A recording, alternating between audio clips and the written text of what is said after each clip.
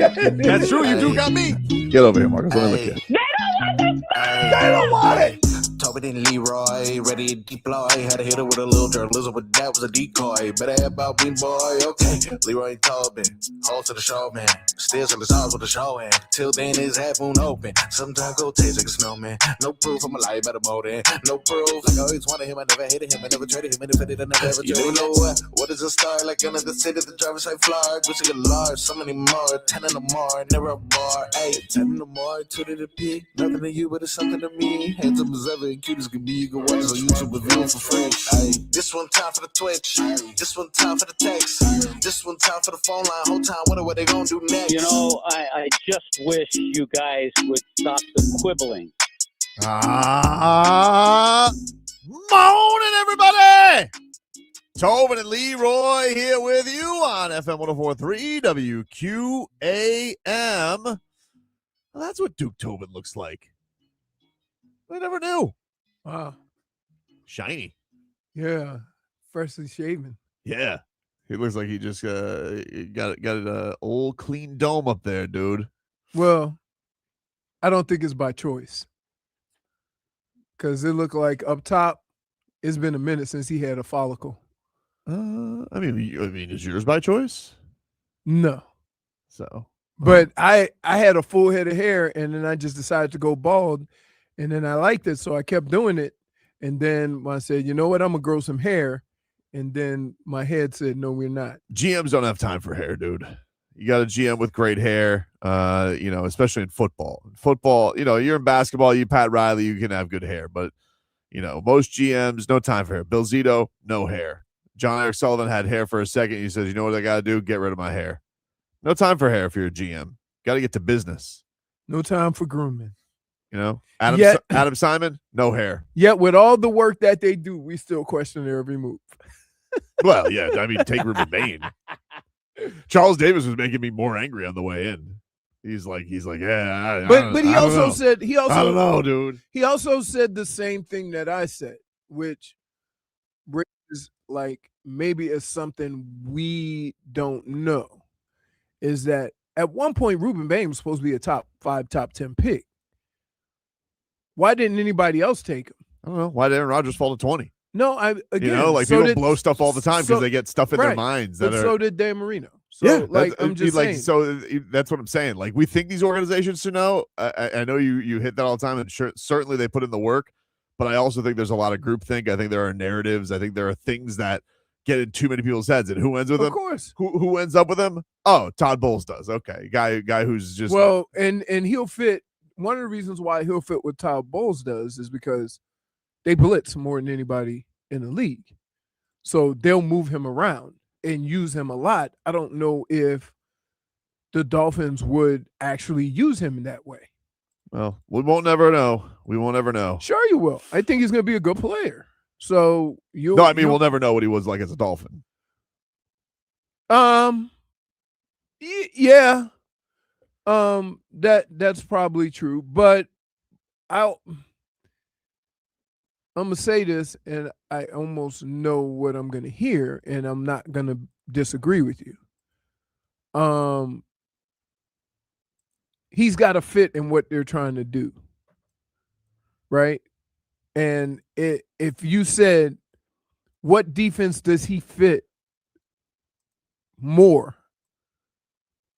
You would say Tampa's. Well, I don't know what this defense looks like yet, really. No, but I'm saying just on what Todd Bowles does. Yeah, he's going to be in a great spot. But, it is what it is. It's just going to – I'm not going to feel comfortable about it until I see Caden Proctor mauling people and Rueben Bain getting no sacks. Like, that's the only time I'm like, all right, but what if both can be good? No, if they're both good, I'm going to be mad. Why? I want a Rueben Bain. But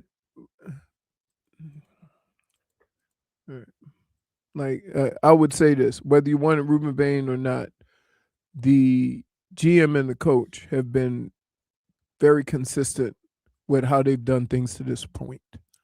Consistent with what? They've been here for 3 seconds. What does that mean? I mean, wait, if I can say that, then how can you complain about one move they made and they've been here for 2 seconds? Because you just said that they've been consistent. They haven't. They you said literally can't be consistent if you haven't done the job. What is the first thing he said? He said, I'm going to be bigger. I want to be physical. That's the style of player I want, and that's what I want to do on the field. Okay. Look at all the guys they drafted. It all pertains to what they've said so far. Yeah, but we don't know if they're going to be any good at it. No.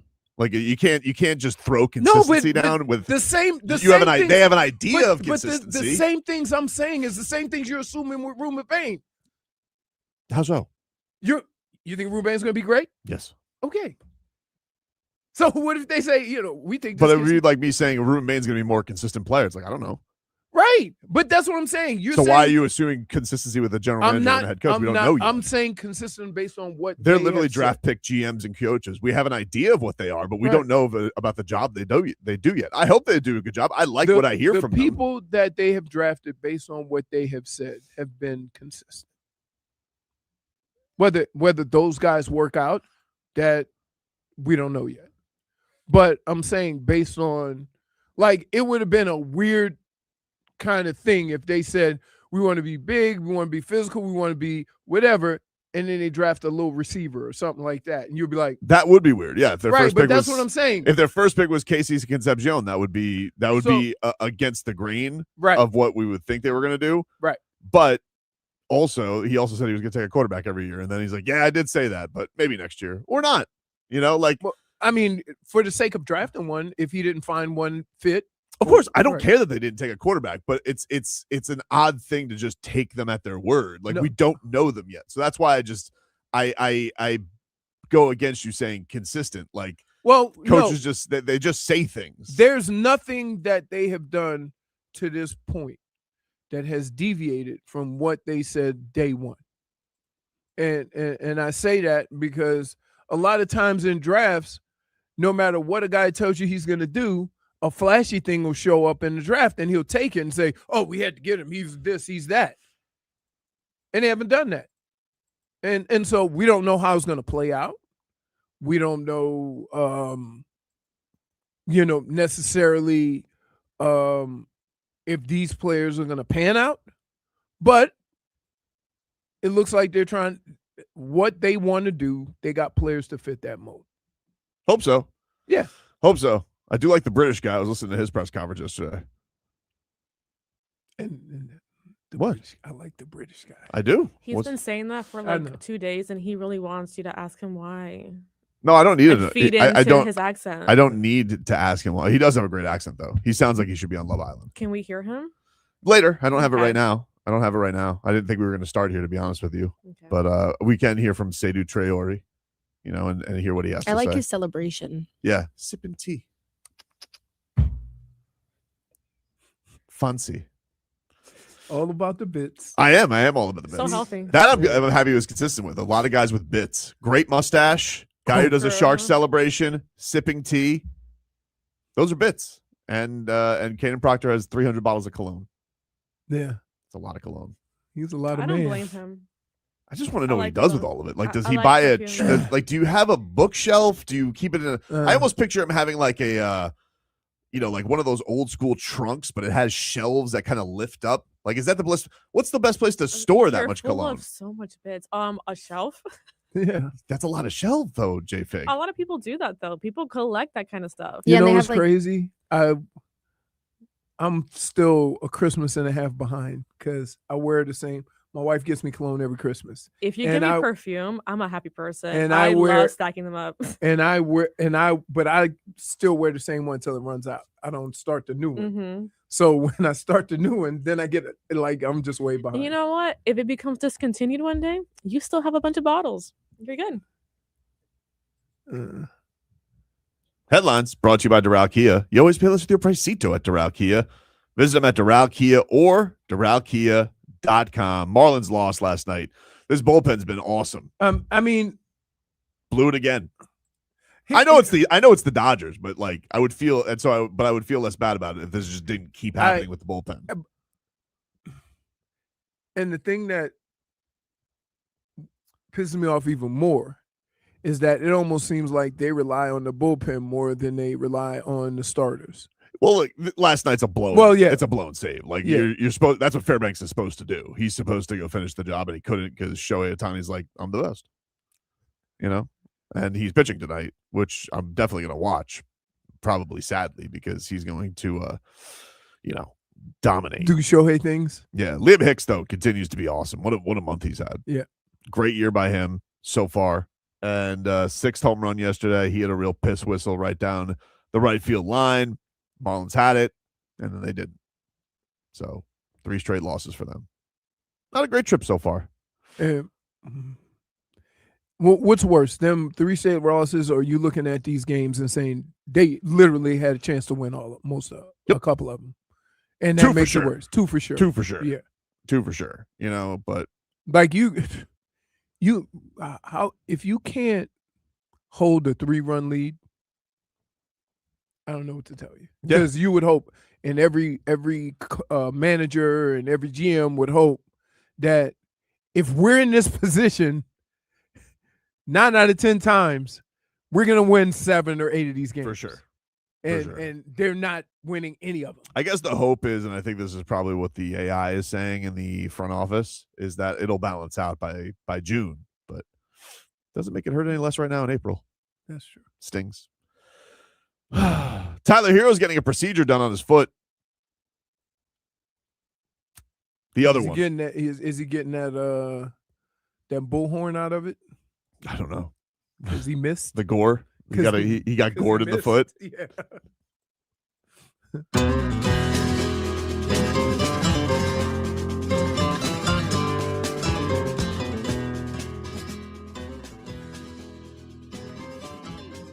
Oh man. Courtney says, you want Bain, go buy Buck season tickets, you traitor. Finn. We need a line help now. All right, calm down, dude. I'm like, Cool. You know what we like to say, Courtney? Cool your jets, dude. I would just like I get everybody wanting Bain, but I was over it, but then Charles Davis made me not over it. Yeah. Yeah. But I do have Jacob Rodriguez, wonderful mustache. Wonderful mustache. And Zach Thomas loves him. People say he's gonna be a beast. Crowder was like getting mad at me. I went on with the boys in the afternoon yesterday. He goes, yeah, don't put that on him. The Zach Thomas thing. I'm like, I didn't put it on him. Zach Thomas put it on him. Zach Thomas said he's the best defender in Texas Tech history. I would say, he ain't Zach Thomas. We don't know that. I don't think he'll be Zach Thomas, but we don't know that he can't be Zach Thomas. Okay. Again, it's all there for us. Okay. What? I mean, Zach Thomas is a Hall of Famer. Understood. I think by you just making an assumption that somebody's going to be Zach Thomas, you're saying he's going to be a Hall of Famer, and that's... I'm not saying that he is going to be a Hall of Famer, but I'm telling you, Zach Thomas has given him the stamp of approval, and I don't understand. Yeah. No Dolphin should be shamed in thinking he could be the next Zach Thomas if Zach Thomas says that he's better than Zach Thomas. He's just being nice. Why would he just be nice? Because he's already there. I don't think so. He's already there. So to say... somebody, oh yeah, he's a mentor to him though. Like this is a relationship they have. It's a genuine relationship. Tyson could have mentored me. It doesn't mean I'm gonna be heavyweight champ of the world. Stop. You gotta have the talent. He has talent. He has talent. Turned himself from a quarterback into one of the best defenders in the league in the country last year. Mm-hmm. Okay. Just I tend to. Josh says, what? You calling Zach Thomas a liar? It sounds like you're calling him a polite liar. I'm not calling him a liar. I'm not calling him a liar. I just said I think he's just being nice. Like he knows damn well, like to say a kid's going to be a Hall of Famer is a reach, but he's a Texas Tech guy. And like, yeah. I don't like it. You don't like it? Yeah, because like what if Jim Brown said that about you? I would have laughed. Nah. Okay. I think you would have liked it. Leroy, you're only 5'2". You couldn't be at heavyweight at that height. It's not wrong. I mean, didn't we see have they ever fixed that, by the way? Did Google ever fix that, or is it still showing up? Let's find out. Also, Le'Veon Bell says that he walked in on Adam Gase. Still there. Snow blowing. Multiple times with the Jets. Listen, if you knew what was going on down here and what happened with the O-line coach, least surprising thing ever. But I do like the fact that Le'Veon Bell will sit here in 2026 and still hose down Adam Gase. I'm here for it. I'm here for it. Take a break here on the program. That'd be a reason why he had crazy eyes. Oh, yeah. Dude, come on. If anybody looked like cocaine, it would look like Adam Gase. Telling you. Take a break. Back after this.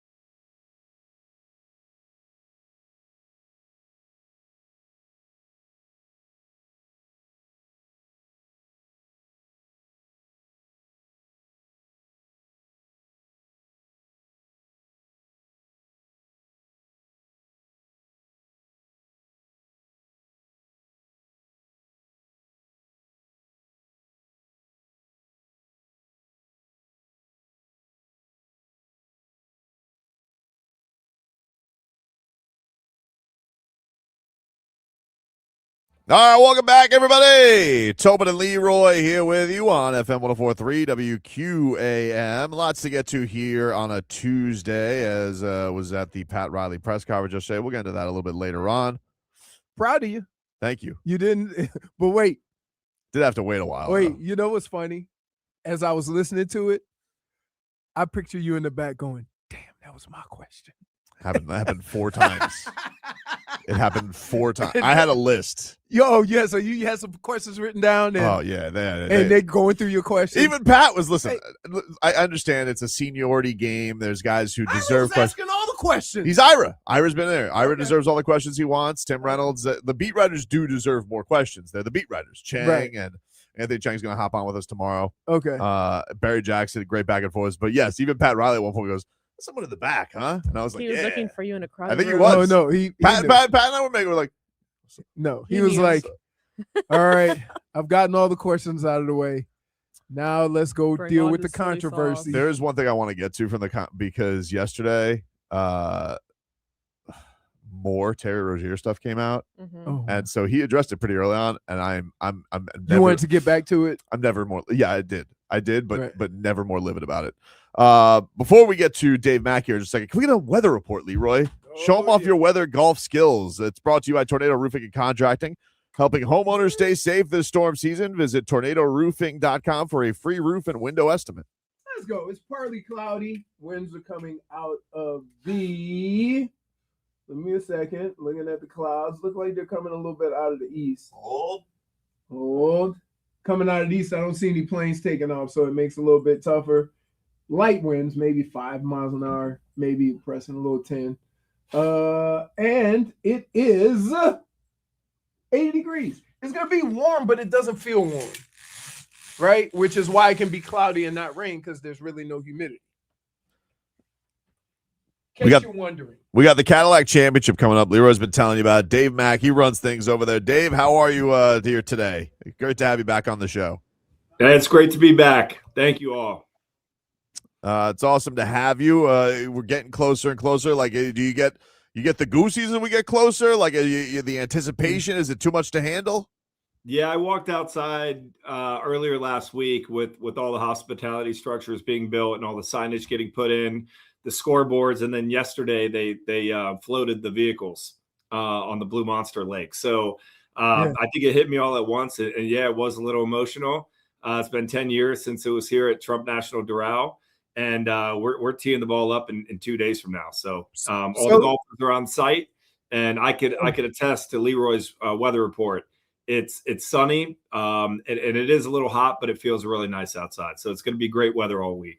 So my question is, now that the field is set, usually you have 4 or 5 guys that hang around just in case somebody pulls a hammy or something, which would be the worst. Like, that's the worst for me. This is probably the latest you could have this tournament during the year and not really wonder about the weather. At some point later on, are they gonna finagle with the dates and try to make it part of the Florida swing? Because I know they wanted to get it back on the docket on tour, and this seemed like the only open date, but you're maybe losing access because guys have played a month in advance. They played last 4 weeks. Yeah, it's a little bit later. I keep reminding myself the Formula One fans have to deal with the same thing this weekend, right? So it is going to be a little warm. But yes, to answer your question, the PGA Tour are in ongoing meetings about kind of readjusting the entire PGA Tour schedule. And not every event will be affected. I'm just saying there could be some changes. So they're in ongoing meetings, and we actually should find out really soon, like within the next month, what our next date would be for 2027. It should be awesome. I always wonder, golfers that curve the ball a lot, how do they play in all this wind? And they just manage to do it. But with a lot of the guys in town and practicing, and most of them have not played this golf course, don't realize that it's a bear. It is a beast. And have you heard anything from, talking to the guys going, geez, what did I sign up for? Yeah, I was walking the golf course this morning with the agronomy team. They're the ones that kind of come in and set up the course. to determine how difficult or easy it's going to play. And they've lengthened this course over the last 10 years considerably. So it's playing extremely long. It's going to be one of the longest courses on the PGA Tour. And if you get the wind to pick up, they said somewhere between that 15 mile per hour range is the sweet spot. 15 to 20, the players are going to have a lot of difficulty controlling that ball. And so there's a couple things that I think is interesting. One, the long hitters have an advantage here because it's such a long course. On the other side of that, it's a very narrow course in terms of landing zones from the tee shot. So if you don't know how to control the ball, it doesn't matter what your length is, you're going to get in difficulty with all the different hazards that we have. So it's really about length and precision out here at the Blue Monster. So I played out there and I struggled. So I wouldn't mind if I see the people that do this for a living struggle. But for people coming out there, just to, like, I went down the list of all the activities and the things that they have. The food, they got a truck, and if you like libations, there's something for everybody. Every company has their own little area. But why don't you give us an idea of the different things that people enjoy out there besides golf? Absolutely. And for all the families, first and foremost, kids 15 and under get in for free. And that's massive, right? So you could come out tomorrow to the Wednesday Pro-Am for $80 for a family of 4. And you can't even go to the movies anymore for $80 for a family of 4. So that's for starters, right? Kids get in for free. We're going to have a kids zone. That's sponsored by Griffin Catalyst. And there's going to be science experiments, arts and crafts, putting challenges for the kids. There's a kids autograph zone where the kids can get up close and personal to the biggest stars in golf. We're also going to get all the active military and veterans in for free as well. So really want to support our troops. The Patriots outpost is on the one green where we'll have free food and beverage for the active military and veterans. That's sponsored by Boeing. And then as we go out to the course, you're going to have 3 different van zones. You're going to have Miami Slice and Sergio's Cuban American Kitchen over there in Palmetto Park. We have Regatta Grove, right? So replica Regatta Grove is going to be out there on the course. And then Coral Corner, we're going to have the Cutwater Bar, and Blackstone's going to be cooking up some Latin dishes on the Blackstone. So that's going to be really cool. So tons of options. Mastro's Dobel Tequila Bar, Michelob Ultra Club. There's so many different options out on the course. And then we also have that VVIP Club, the 1962 Club, where we partnered with a popular Miami restaurant, a different popular Miami restaurant every single day. Let me ask you this, Dave. I love bits. And, Leroy's a bit of a golf purist. And so we were talking about during the Masters, you can't shout anything after hitting the ball. You get taken away in handcuffs, basically. What's protocol during the Cadillac Championship? Can fans, can they get a little silly after the swings? Are you for that? Do you not like that? Where do you stand on post-swing shouting of funny words and bits on your tournaments? Well, even back in 2016, when we last had this event, it was somewhere in between that very traditional, golf tournament that has all the history mixed with, the party atmosphere of the Waste Management Open. We're somewhere in between there, right? I like to say it's like a very high-end party. So we do encourage fans to make noise after the players hit their shot, right? So if somebody hits it on the green, by all means, let out a big roar and celebrate some of those amazing shots that you'll see. At the same time, when a player is getting ready to hit, you're going to have these volunteers with the quiet please signs, right? And so they're going to remind you that when a player is getting ready to hit, there's a lot of thoughts going through the head of a golfer before a shot. And it's really important just to be respectful and let them think before they hit the shot. But as soon as they hit the ball, you're more than welcome to make as much noise as you want. I mean, you should be. Not for nothing. I like that. Not for nothing. I played out there and I felt I could touch one of the jets landing. Like it's so they come in frequently. Like every 5 minutes, there's a massive jet right over your head. And low. I mean, it's almost terrifying. So if somebody yells mashed potatoes, I think they can deal with that.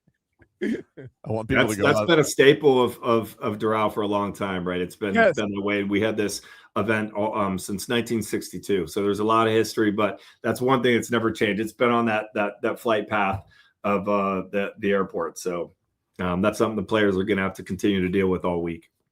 Well, it starts this week, so get on out there, guys. Get your tickets now. CadillacChampionship.com. Dave Mack, we appreciate the time. Thank you so much. Thanks, That's Dave. it. Thanks, guys. Appreciate the time.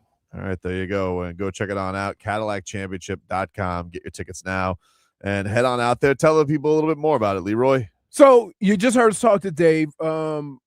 Like it's back. We remember back in the day in 2016, the Cadillac Championship. It was called something else. I think the Ford, but same company. It's this weekend, April 29th through May 3rd. You're gonna watch some of the top players on the tour. That's always fun because you want to see how the best do it. There's gonna have public venues. I talked to him about that. Delicious local bites. You heard some of the names and much more. Love Miami Slice. If a ticket adult buys a ticket, you can bring up to 2 kids per ticket that are under the ages of 15. So they're trying to make it accessible to as many people as possible. He told you about, the veterans getting in free.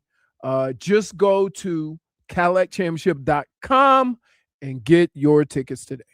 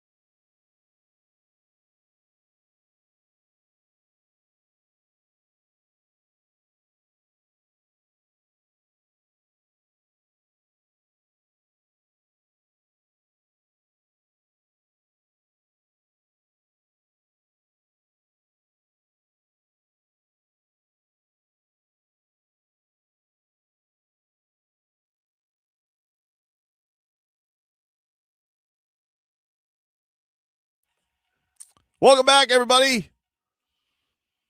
Tobin and Leroy here with you on FM 104.3 WQAM. WQAM's Whiskey Stars and Cigars presented by Edmore Sawgrass Auto Mall returns Friday, May 8th, next Friday. Next Talk Friday. Sports unfiltered with our on-air hosts at Tabacón Cigars and Spirits at Plantation Walk starting at 6 p.m. Enjoy a nice Scotch whiskey from Johnny Walker, a smooth cigar from Drew Estate. The event is free. Just stop by. Get all the info now at WQAM.com. You must be 21 or older. We'll see you next Friday, 6 p.m. at Tabacón Cigars and Spirits at Plantation Walk. Whiskey Stars and Cigars presented by Edmore Sawgrass Auto Mall. 4 brands, 1 location, your local Cadillac, Buick, GMC, and Chevy dealer. So, yeah, the Dolphins have a British tight end now. And things can help right away.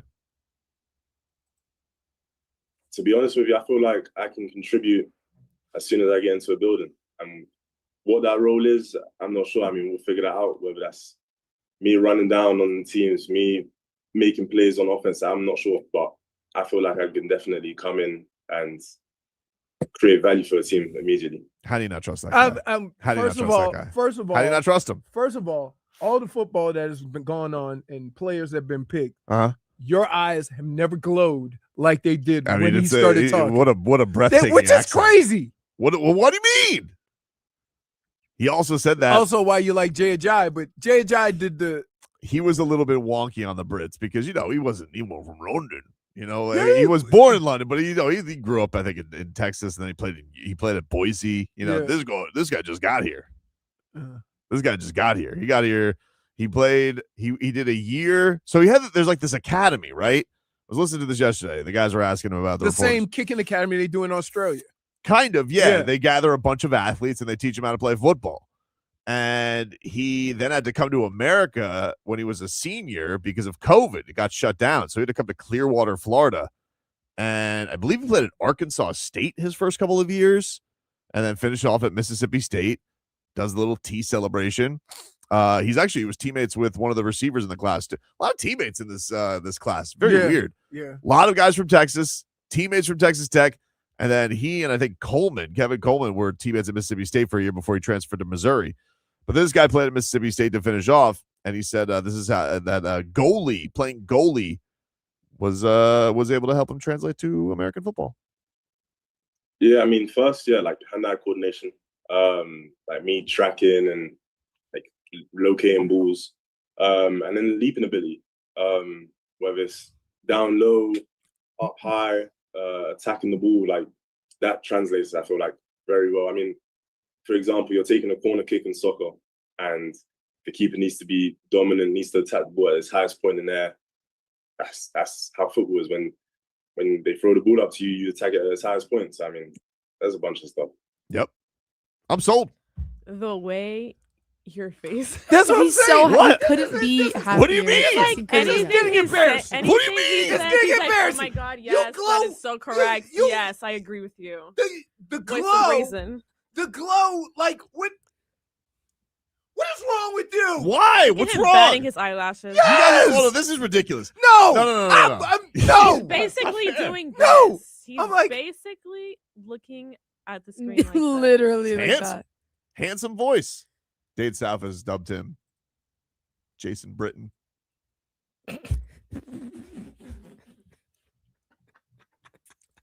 Guy been in town for 2 seconds and we already. This is not fair. It's objectively a great it. accent. It's a great accent. It's a great accent. He sounds like he could win Love Island. He does. And that's a hard competition. It is a hard competition. Here, love, we have a chat, Coach Hafley. We have a chat. Can I pull you for a Can I chat? pull you for a chat?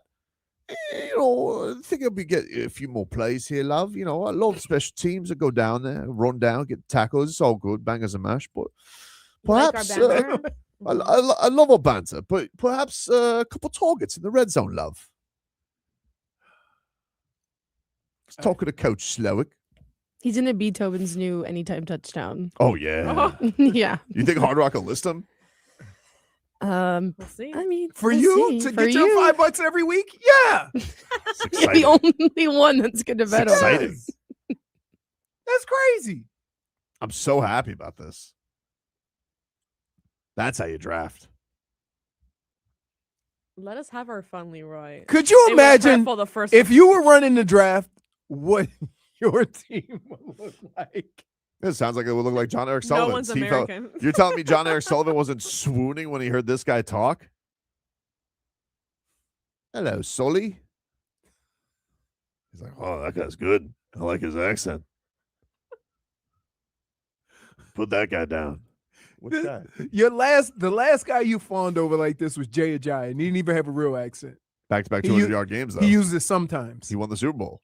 He used it sometimes. He did go in and out, but then he became more British as he saw the marketing opportunities. This guy's a true Brit. As soon as he saw the marketing, It was smart of him. Hey, that's smart. That's smart. Sells. That's smart. Accent smell. Jay Sells. Jay was like, he also hated Adam Gase, by the way, which Adam Gase was a total bum because Jay Jay was the heart and soul of that team. And he's like, you know what I want? I want like 5-6 receivers, but not good ones.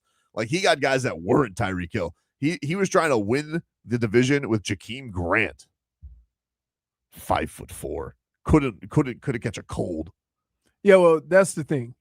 If you're going to be the exceptional, Who's the other guy we had? If you're going to be the exception, the wide receiver from LSU that caught 130 balls. We had Jarvis Landry. He also hated him, but we had Albert Wilson. Albert Wilson was another guy we had. Oh yeah, he's like, oh yeah.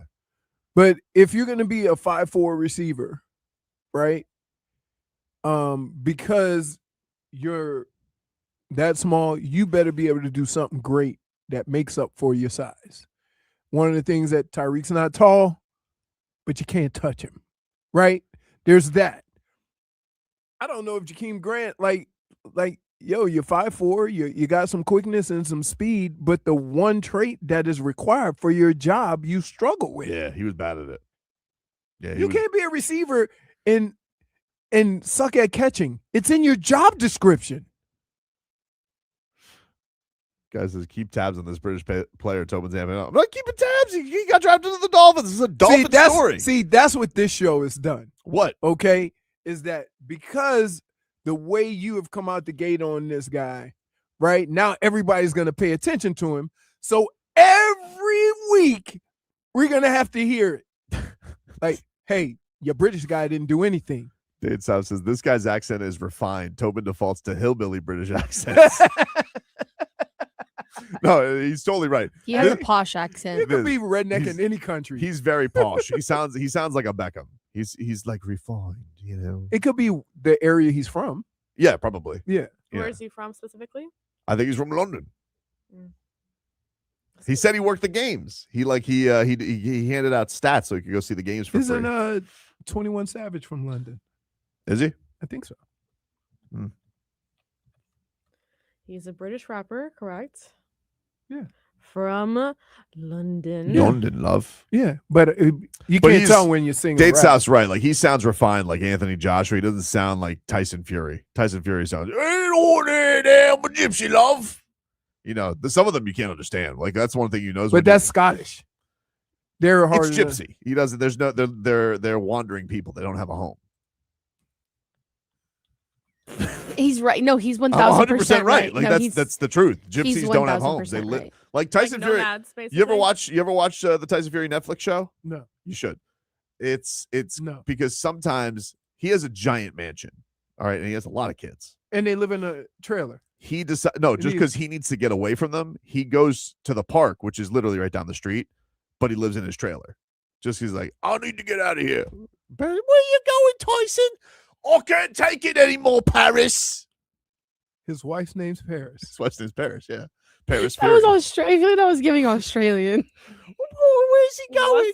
Where's he going? You're going to take your son with you? I'm not taking her. I'm not taking him. He's a little brat. Let me live in my trailer. I'm training for Anthony Joshua. But if it was Seydou Traore, it's, hey, love, it's lovely, Tyson, but won't you go back to your family? Yeah, he says come back to your family. He's in the NFL.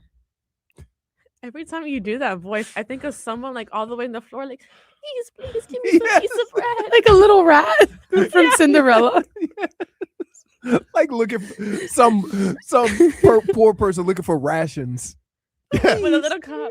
Yeah, with a little cup. Please, Be mister. honest.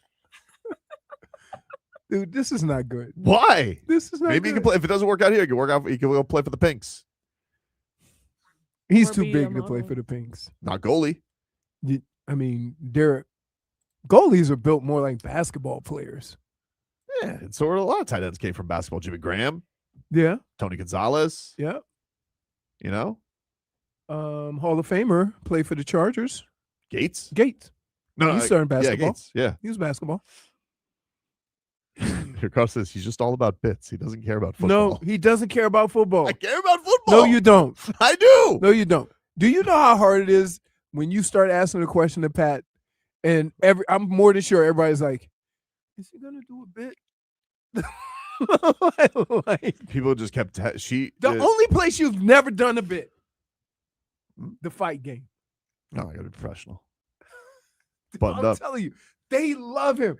Everybody walks up to him. I'm just standing there, just lost. And no bits. He's all Let me serious. tell you, the chat blew up. Dude, the chat was going crazy yesterday. Oh, And they told And me anytime like they had a question that they didn't really agree with, they were like, oh, Tobin, can you fix this? Tobin, where are you? Tobin for the rescue. And then the second they heard Billie Eilish tones, Yeah. that's it. Pat. Tobin! Yeah. Leroy! Yes. Yes! We saved the day! Like, that press conference was long. That dude came out of the gate with an 11-minute statement. I mean, No questions. He just said he's like part of the problem is that I think they know how people feel, and he tried to squash a lot of it before the questions. I'm surprised nobody asked him, and maybe I missed it.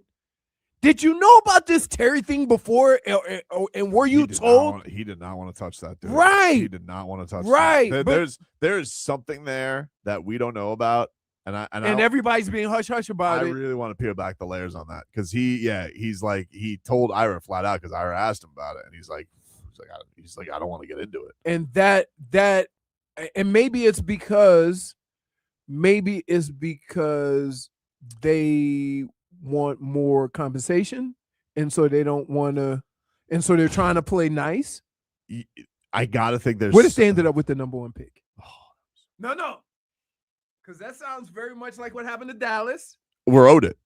But I'm just saying, when he says I'm not gonna touch it, and then mysteriously with a 4.8% chance, the Heat get the first pick. Well, I think they only have a 1% chance at the first pick. They have 4.8 at the top 4, which would be good. 1%. Okay. It's been what since Beasley since they had top 4 pick, because D-Wade was 5 or 4. D-Wade was top 5. 5. He was 5th, right? Yes. Okay. So Beasley was after him.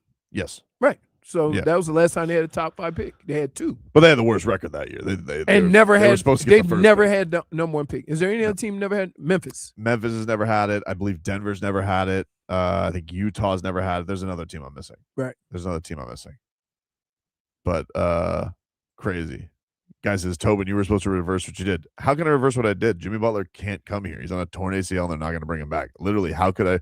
Even if I agreed that I did that, which I didn't. No. I think he's saying like you were supposed to ask the questions that stirred the pot. I asked him if Tyler Herro and Norman Powell worked together. I think they just wanted more silly sauce to then later on blame you. Yeah. I mean, For that's destroying an It's organization. it's really a hard thing. trying to get one To- out of here. It's really the hardest thing for me to understand during that whole presser was, how can you not be aware of all of the guys you signed? Most of them have injury issues, yet you say that's your biggest concern. Yeah. Well, he said that. I mean, that was his overriding theme, Right. is he was. I think if I were Tyler Herro, I'd be counting my days. Like I think. Agreed. I think. Agreed. I think he mentioned that enough. It just didn't work. Like, look, you're a great player, but we're not here. Here's what I think the worst possible scenario, and this is not a knock on Tyler. This is not a knock on the Heat. The worst possible scenario for the Miami Heat is Tyler plays 65 games, is an all-star, and balls out. because now you have to make a decision with very limited information based on number of games played for a career. And that's a big check. Josh Hart says that Tyler Herro's laying in a hammock right now next to his squeeze. Yep. Heading to another procedure on his foot. Don't forget all them kids. What do you got, 2? He's like 2 or 3, all right? them kids. 2 or You're 3? making it out like he's Tyson Fury with his 9 kids. No, he's still young. If you already had 2 kids, I think you're good on 2 kids. He'd already be popping more out. Right. I got you. I'm not familiar. I've only had technically 1. At least he's laying in a hammock. He's not just running off to a trailer.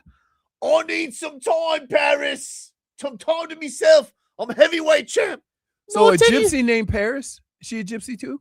I don't know if she's a gypsy. She's a gypsy by marriage. Yeah. Named Paris. Yeah. Not the heavyweight champ in the world anymore. That's Usyk.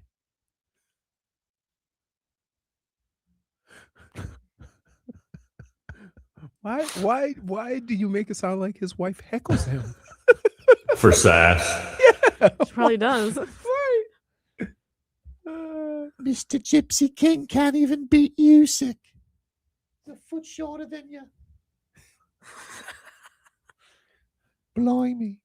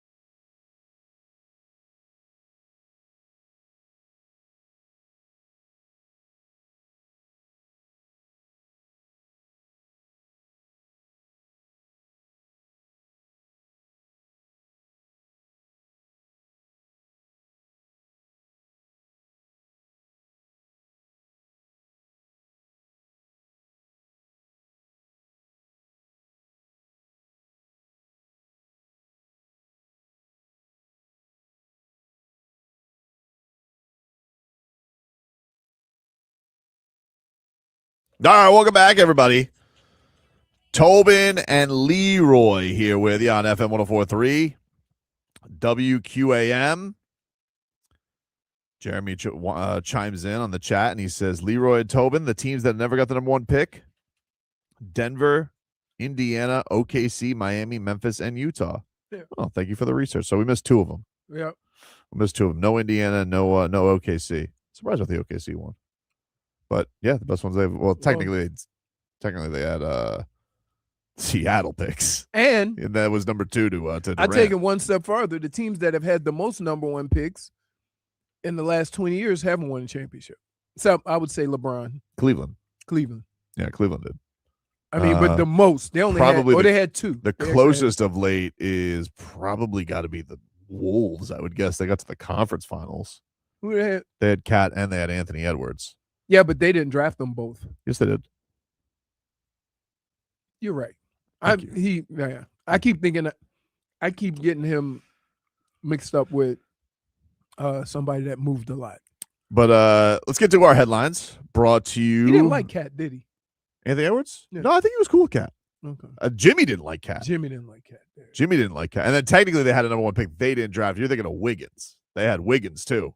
They had Wiggins, Kyrie, LeBron, and Bennett. Yeah, he's not the one. But then the one championship. And then one went to the Wolves. Wiggins went to the Wolves as the number one pick in the trade for Love, who they got at 4. Where was Love drafted? He was like 4. So he was in the Beasley draft. I forget which one it was. Yeah. But anyway, headlines are brought to you by Doral Kia. You always pay less with your Pricito at Doral Kia. Visit Doral Kia or DoralKia.com. As the Heat yesterday, they had their end of season press conference from Pat Riley. One of the topics I was very interested in was the Terry Rozier thing, and he was asked about it by Ira Winderman, and boy, did he not want to talk about that. I mean, he was furious about that. And he mentioned the Rozier thing a couple of times. It was interesting. He was saying things with his tone that you could tell he's really pissed about it, but couldn't like go full bore on it. But here was Pat Riley when asked about the investigation specifically where the Heat got just a second-round pick back. If this franchise believes it was so aggrieved with the Terry Rozier situation out of a first-round pick, why settle for a middling second-round pick? I don't know why you want to go down this road. I get it. Gave up a first and you have the second. I get it. Okay, we traded for a player that we felt at that time was a real upgrade to the roster with Jimmy and Tyler and Bam, and we could get another, like we did with Norm Powell, a 23-point-a-game scorer that was a very streaky, offensive player. I didn't negotiate that deal. The NBA did, but my point is that was handled pretty much by the league, and so what we got out of that were 2 things that were pretty valuable to us, but that was not a very good situation. There's no doubt. Yeah, no doubt. And that was the thing. So we learned is that the Heat, according to Pat, didn't negotiate the compensation. The league did. So I'm guessing that the league office talked to the Hornets and was like, hey, we're going to make this right. Here's my problem with that. They're the people who wronged you in the first place. Right. It's like letting the criminal determine his punishment. Yes. Yeah, exactly, Leroy. Exactly, dude. Shouldn't the person who was wronged have a say-so in the compensation? Yeah. It's like, If they would have gave him a second-round pick, give him $20 million. Give him $20 million off of your cap to their cap. Like as a you mean like for holding the Terry Rozier contract for a year? Right. Exactly. How about you just give us back our pick? How about that? It's still and not reverse the. It hasn't converted. It's not due yet. So I don't understand why it's a big deal. I don't understand why this is one of the because they're going to say can of worms. That's what losers say when they don't want to fix a problem that's fixable. Can of worms. Let me ask you something. Why wasn't it a can of worms when you guys allowed Luka Doncic to be available for NBA first team this year, even though he didn't play 65 games? The rule is 65 games, and you said, but he missed it for his kids. He also got suspended and he missed games for injury. But you guys went back and what'd you do?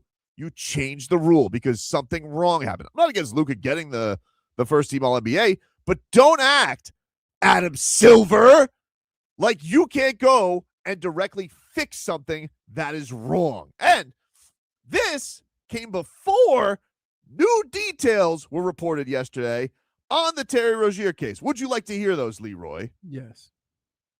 Terry Rozier is now going to face even more charges in regards to the gambling scandal. He is going to be added because he was trying to plead not guilty. They're like, we want some charges dropped. And like, dropped? How about this, dude? More charges. They're charged. Now, we don't have all the details on it. We just know they're gonna present all of the investigation stuff to a grand jury. But here's what I'm going to say, dude. They're surrounding bribery charges, soliciting a bribe and accepting a bribe. That's what they're going to charge him with. Now, I don't know when that bribe was. I don't know. I don't have those details yet. Soliciting a bribe and accepting a bribe. Is this because he was trying to protect somebody and they offered to pay I don't him? have the details, but what I do know is Mhm. this guy went at a situation where he was trying to get charges drops, and the feds were like, cool, here's more charges we actually found on you.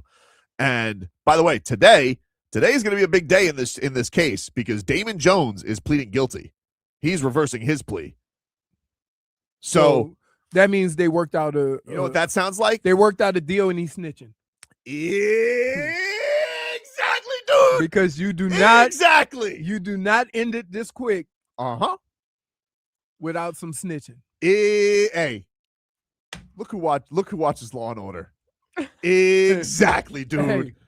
Hey. Exactly. Bow, Bow, bow. Sounds like Scary Terry is going to be dealing with some scary snitching from somebody, dude. From somebody. And I'm sorry, but now, again, innocent until proven guilty. But let's just say this don't smell right. And I don't wish jail upon anybody. I don't really care. All I care about is that the Heat were wronged here because not only did this man stink, but now I can do nothing. And I've told you this from jump because of how poorly this man played. All right. This was not a bum, but of how poorly he played. We have questions. I have questions. I have questions. I knew exactly because where you were going. Of some of the theatrics of terrible that he had on the court his last year playing with the Heat. I have questions that this stopped in Charlotte. I have questions because when somebody gets away with something wrong, let me just say that I'm skeptical to think it's the last time they do it. And well, here's the other thing. You didn't catch them the first time they did it either. You understand what I'm saying? So, like, the time they got caught was probably not the only time they did it. Right. So, and when they got away with it in the time, they're like, oh, hey, there's all these, all the casinos are like, hey, this doesn't seem natural. Something doesn't seem right here. They're like, oh, boy. And then the league just goes, sweeps under the rug. I'm just supposed to believe that's the last time that this stuff happened, if it did in fact happen. Allegedly, supposedly, theoretically, whatever caveats I need to put on it. I'm just having thoughts. I'm not doing like Eric Spoelstra right now. Nobody find me. I have questions. I have thoughts. So let me get this straight. This guy came here his last year, okay, and with the Hornets, ended on an injury that suspiciously coincides with this whole case getting ignited, okay? Then he gets traded to the Heat, and yet again, the second straight season, his year ends on an ailment that nobody has details on. Nobody has anything on it. Oh, it was a mystery. They said when the first injury happened, he's going to be back. Never again. And I used after the fact, it almost seemed like he broke his neck. Right. Did he actually break his neck? I thought that he just slept on a bad hotel pillow. I was like, what happened? Mhm. He'll be back. Never came back. And then the next year, forget about that. What the hell was happening on the court there? throwing the ball right to the Cavaliers. So I have questions. And now, the day after Damon Jones decides I'm going to plead guilty, now they have more charges on Terry. Which probably meant Quite interesting. That he wouldn't give up the big people. Yeah. So when you see, I mean, just the initial reaction to Ira's question, you could just see the seething from Pat Riley. So aggrieved with the Terry Rozier situation out of a first-round pick. Why settle for a middling second-round pick? I don't know why you want to go down this road. The stress. I mean, it has to, flashbacks in like, this guy's eyes. I would say behind closed doors, I think they may be as irritated as you are, but they're really trying, and here's the deal. They're trying to find a way to go about it where they can actually get some type of production. To get mad and go at it like you are and show your true anger about it doesn't necessarily get them anything better. Dade Sapp says Riley wasn't emotionally ready to answer that question. No. I'm not really emotionally ready to answer that right now. Yeah. Great. Well, great. And then, by the way, later in the press conference, somebody asked him about gambling, and Pat Riley's like, yeah, you want to know something? You're in bed with these guys. It's probably not a great look. And then he was talking about, because it didn't mention players, because it's the worst thing you could do. And you would think with all the money that they're making, he goes, it's the worst thing that you could do. I couldn't imagine anybody doing it, for what reasons they're doing it. But you know who he was talking about. He also referred to Rozier, the whole Rozier situation, as a nightmare. Yeah, like, because, again, how they have to express themselves in getting a solution is different than we do. And so they're trying to be very professional in how they go about it so they can come to some kind of reasonable conclusion without having to go crazy.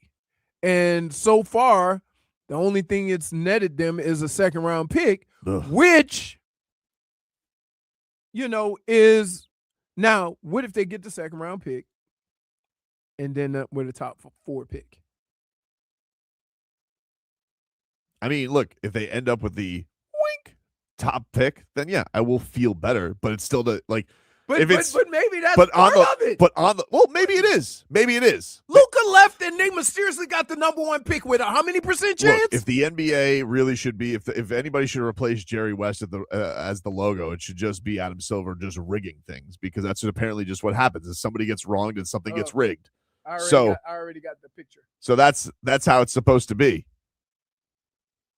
What is that? 2 sticks and a bald head. Oh. That's what he looks like. I didn't know where you were going there. But you never do. Like what? You doing the show for 2 seconds the way you say to me. You thought that was a good bit? No, I didn't. -1 for show poniness. Fix it, dude. I don't think anyone understood it. All right, fine. I took my Well, usually your bits are short shaming and fat shaming. I've never seen you thin shame somebody. He's built like Skeletor. What are you talking about? I'm saying he's not. It's just not. I'm not used to you having that pitch. If he comes to the golf this weekend, he have to put 2 rocks in his pocket to keep him down, keep him solid to the ground. Weather brought to you by Tornado Roofing and Contracting, helping keep your home and family safe when the storm rolls in. Visit tornadoroofing.com for your free roof and window estimate. Currently, it is 81 degrees, mostly cloudy, and wind gusts up to 13 miles per hour, but mostly a beautiful day down here in South Florida. Mm-hmm. Take a break. Back after this.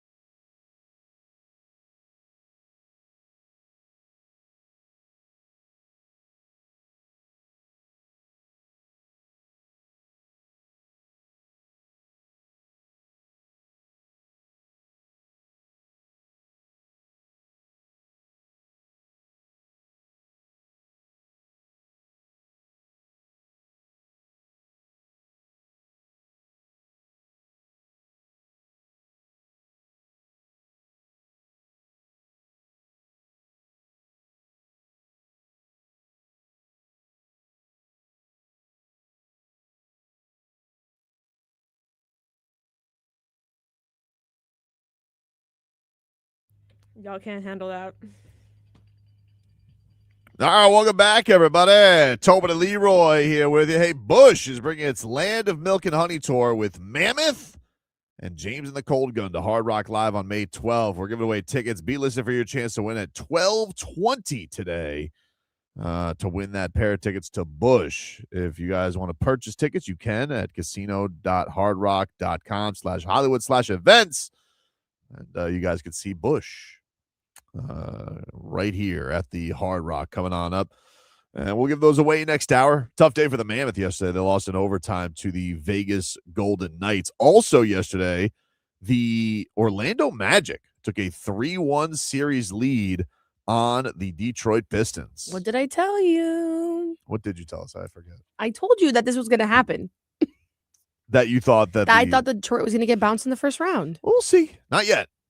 Mm. Not yet. It's looking But real bad. It's not looking great. It's not looking great for Detroit. That's for sure. What? What? What happened? About what? About what? Anything you could share? Anything you could share? No. Oh, okay. -1 for hobnobbery. That's not hobnobbery. For tardiness. Periodically, I like to sit down and have conversations with Len just to see where he is mentally. Okay. All right. Fair enough. Fair enough. But the Pistons are on the verge. Yes, they are. So Squeaky cheeks. I saw that, like, okay, let me ask you this. Between the Pistons and I don't know how, I literally don't know how they are still punking Denver in Minnesota. With who won last night? Denver did win last night. Yeah, and they covered. Woo. But with those guys out and Ant-Man's out, he's gonna be out for. You think they could like come back and win because like eventually it's all gonna the talent. It's a big ask. I think it is a big ask for Minnesota. Like they do have the job that Gobert's done on Jokic, but I mean to hold them down. Like I think it's the job he did. He had a triple-double last night. But for the most part, the series he's been great. Yeah, he's done a great job on Joker. Like that was the first night, and they don't have, like you mentioned, they don't have Anthony Edwards. So I do think it's a big ask to just be like, yeah, close these guys out. I think it is going to be a tough job for them, but we'll see. And then with Detroit, like I still think they'll handle business. Like they scored 88 points yesterday, dude. That whole series is like a rock fight. Yep. You just deal with it. But I don't feel like this was, I think, the biggest problem people had yesterday with Pat Riley's press conference is where he said that, he said yesterday he felt like the only team that scared him in the league were both out west in OKC and San Antonio. And you're not there. Here's the thing.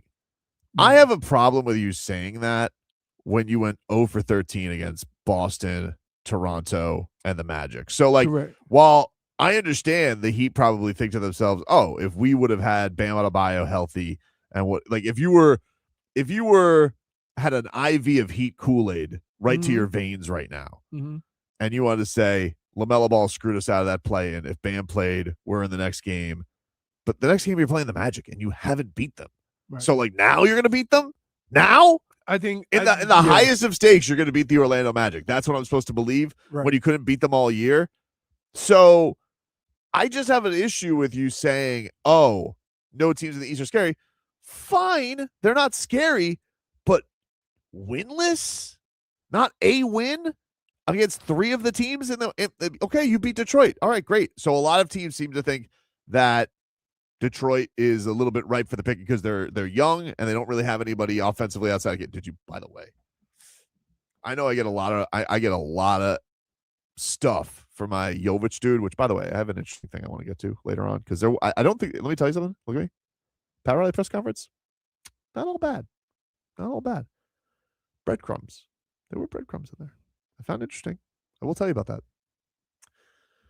I don't think he wanted Giannis or Ja. You know what? I agree with you. But we'll get there in a second. As much as I get crap for the Jović dude thing, I was riding the Cain train. And Jamal Cain has been killing it for Orlando. Did you see the dunk that he had last night on Jalen Duren? Yeah. My God. Why did we get rid of that guy? He was always in the right place. He was always in the right place for offensive rebounds and putbacks. I love Jamal Cain. But here's how do we let him get out of here? That's not our style usually. He wasn't doing any money. Here's the problem. You have more projects on your team than players. You have more guys that you've brought up through the ranks than players. And like, if the guys you bring up through the ranks leave, you should be okay with that if your players play. I like Jamal Cain. Yeah, you could like him, and like he could, you know what he's getting now that he wasn't getting here? Playing time. Yeah. Okay. Like, now, my question would be, who did you decide to keep instead of him? It would have been 2 years ago. So that would have been, I'm trying to think, who were the two-way guys back then? That was Alondis Williams. Yeah. You know, like scoring guard. Who else did they have last year? You remember the two-ways last year, Brittany? Kashad Johnson. And then Kashad he's an athletic guy that is athletic. That's it. Oh my God. What's his name? Oh my gosh. Swider was 2 years ago. It wasn't Swider. Cole Swider. It wasn't Cole Swider. Josh. Is his name something? Josh Magash. But just think I about don't this. remember. This is the only team. Oh, it might have been Drew Smith. It might have been Drew Smith. Well, Drew Smith got a stand. Did he get a standard last year? The point is, No, look, I feel like he got a standard. But think last about year. it. The last 3 or 4 years, we've gotten more excited about the two-way guys getting regular contracts than the actual guys that you paid. No, that's fair. That's fair. But I just think it is. But I will say for the Heat, it's rare that we look around the playoffs and be like, oh, that guy was with the Heat and he's balling out for somebody. Yeah. That's rare. Usually when they leave here, they're not as done. good. Right. But Josh Christopher. oh, I yeah. had to go. Hey, great on you had Josh. That's right. They did have Josh Christopher last year. Yeah, he didn't do squat, but he was in UD's DMs, so that's why he was able to be with the team. Former first round. He's a little bit different because he was like a former first round pick. They were trying to rehabilitate. Bring back. Yeah, rehabilitate. Yeah. But yeah, Jamal Cain, that was a sick dunk on Jalen Duren. I tell you what they do. They do, like, with the two-way guys and the guys they develop, most of the guys are either shoot lights out or very, very athletic. Kashad is extremely athletic, but when he's out there, what does he bring? Like, what does he do? He needs to be a crazy rebounder and defender, and he's not. It wasn't that. But he did. I will say he didn't get a lot of playing time this year. So, you know, I don't understand how a lot of guys, like, Spo picks and chooses who plays, when plays, or whatever, even when you have all these guys hurt. See, that's the thing that with Pat, there was good. And like, he did say Pat said the same thing I was saying. Yeah, he did. I sure wish we would just let these guys, you know. Yeah, because he goes, everybody knows how I feel about young guys, but if you're gonna have them, like, no way to coach them is just to yank them right away. You gotta have some patience with them. To. Like, if you don't, you can't expect us to. Right. And I say this about all organizations. If you don't have patience in your coaches and you keep going through GMs and you keep going through players, then don't ever stand on a podium and tell the fan base to be patient. You haven't been patient. Now, I can't say that about Stephen Ross because too patient. Yeah. Right? But with, like, you think that's going to be a conversation to be had between Pat and Spo? Is that, hey, man. It's not new. I mean, they had it with Hassan Whiteside, too. Like, you know, that was. You got 2 or 3 or 4 guys that, like, man, young talent that in spots have played. Why not try to give them normal minutes so that we can get some consistency out of them and you'll be better? I don't think that's ever one of the ones where is ever a problem. I think that Pat Riley feels like he could always go to Spo and disagree with him. I think it's probably part of the reason why Pat Riley doesn't speak during the year is because he He doesn't, doesn't want to to second guess. He doesn't want to seem like he's breaking apart. And I understand that frustrates it, but that's the way the Heat like to be. Like Spo is the voice during the season. I appreciate and Pat that. Riley will have his say at the end of the year. I do. I appreciate the fact that how they do business in general. We're not second guessing each other. We're not, we're letting everybody take care of their responsibilities, and that's why that guy has that job. But there were breadcrumbs. Can you give me one? Just something make me feel better about my younglings. I mean, in a bit. Not now. Okay. We got to get to damages done. Okay, done. fine. All right. Mike Vrabel's at it again. What? Yep. Back after this.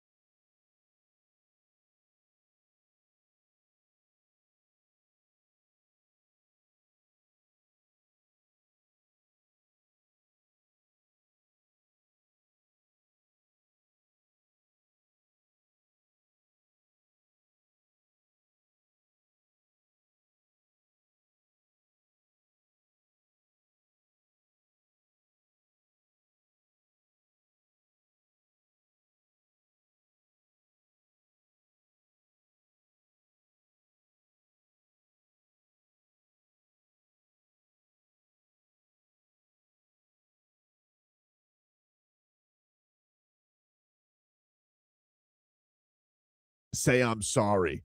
And so yesterday was caught by the New York Post because they're going to follow him everywhere now because he's too horny. Even if he's briefly rehabilitated from horniness from a weekend. He was in the airport buying his wife, apparently, allegedly, an I'm sorry gift. I think it's for his wife. He bought her a hoodie. A hoodie? From the rehab place? No, from the airport. What How do you know he was buying her? I don't know if it was for her. It might have been for but he's a changed man, so I'm assuming it was for her. That's what the reports are saying. Assume it was for her. The damage is done, my friend. What do you mean you're done? You're back from rehab already. What the hell is that? You might as well just stay in the draft. That's an insult. What are you doing? I'm not going to be there. Let me ask you something. You're there for 2 days, and then you say, I got to leave to go be with my family. You're apparently in communication with him, reportedly, the whole time. What a waste of a trip. Now you got to keep an eye on his ass. What a waste of a time. What a waste of a trip to Utah. You should just stage your ass working. What are you doing? If you're going to do things for optics, then do it for optics. Don't do it back in 2 days. That's worse. The damage is done, my friend. The damage is done, my friend. Oh, Phillies fired their manager. Wow. Jeez. That's 2 manager firings already. What is this, hockey? Yeah. Baseball is the same way. All right. What damage is done for you, Leroy? So I did something that I've never done in the 34, 35 years I've lived here. I got a rain check from Publix. What do you mean? On what? Please tell me on what. So, I like my Olipop and my Poppy. And I like Olipop. I like the pineapple. Good child. They ran out. The SpongeBob pineapple. SpongeBob pineapple is so good. They ran out, but it was on sale. Buy one, get one. Okay. So I'm like, hey, how long is this on sale? Today's the last day. I'm like, you don't have the pineapple. Get a rain check. So I get the rain check. So I keep going back to this Publix. They go, you can use rain check at any Publix. So now I'm all over looking through Publix for your pineapple. SpongeBob pineapple, right? Sorry. Limited edition. They don't even make it anymore. Wow. I don't know why you're shocked by that, though. Why? It's the best one. I don't know why you're shocked by that, because it was definitely a promotion for the SpongeBob movie, and that's already been months. How long did you have those? Was that, or did you kept buying them? I kept buying them. Interesting. Right until when did that movie come out? I don't know. I believe it wasn't even at the beginning of the year, if that. Maybe it was. Maybe it was even last year. But I'm like, come on. Not to get regular flavors. Sorry. Crisp apple. Ugh. Cherry cola. Ugh. Mountain Fresh. What the hell's that? I really it's like the Sprite, kind of like Sprite. The cream soda, is that what it was? Cream soda, So cream good. sodas in the wheelhouse. So I had to get the limit, right? So now I got all these little 4-packs of Olipop because I use my rain check. I've never felt more it was a letdown. Really? Yeah. No. Sorry, buddy. Damage is Now I done. got to get cream soda. I wanted SpongeBob. It's my favorite. I feel bad. It's like his heart's broken. No, No, he's really sad. really SpongeBob sad. is delicious. So good. By the way, you can still use that and say, okay, well, since it's limited edition, you can still use the I use it buy for- one get one for yeah. another flavor. No, I did. Okay. I did. I did all that, but I was still I just threw it up on the counter there. Don't do that. It's not their fault. They know that. They know what they do. They were all looking at me going, you're sad they don't have the pineapple? Little baby wants some SpongeBob. Yes. You need to grow up. No. Jennifer, what damage is done for you? Well, we were talking about this during break, and I thought you were going to go ahead and talk about this, but you didn't. Hmm? So I'll just go ahead and add that there is more to this cheating scandal between Diana Rossini and Unbelievable. Michael. Every time you think it's done, there's more stuff. There's more. It's the gift that keeps on giving. Well, now they've actually entered my realm of expertise, I would say. Now they got caught making playlists on Spotify. Unbelievable. From I think it was about 4 years ago, maybe. Yeah, it was when he was with the Titans. Mm-hmm. And once they found the actual Spotify playlist, they ended up deleting it. But it's already out there. It's already in the surfaces. Damage is done, guys. Man. Also, that was a terrible playlist, by the way. Damage is done. It was terrible. It was apparently like during a 4-game losing streak with the Titans, which is just hilarious. You know what's amazing? It was a horrible playlist, Leroy. Their relationship has been time-stamped. So you can't even lie and say this was like a... I just want to say, too.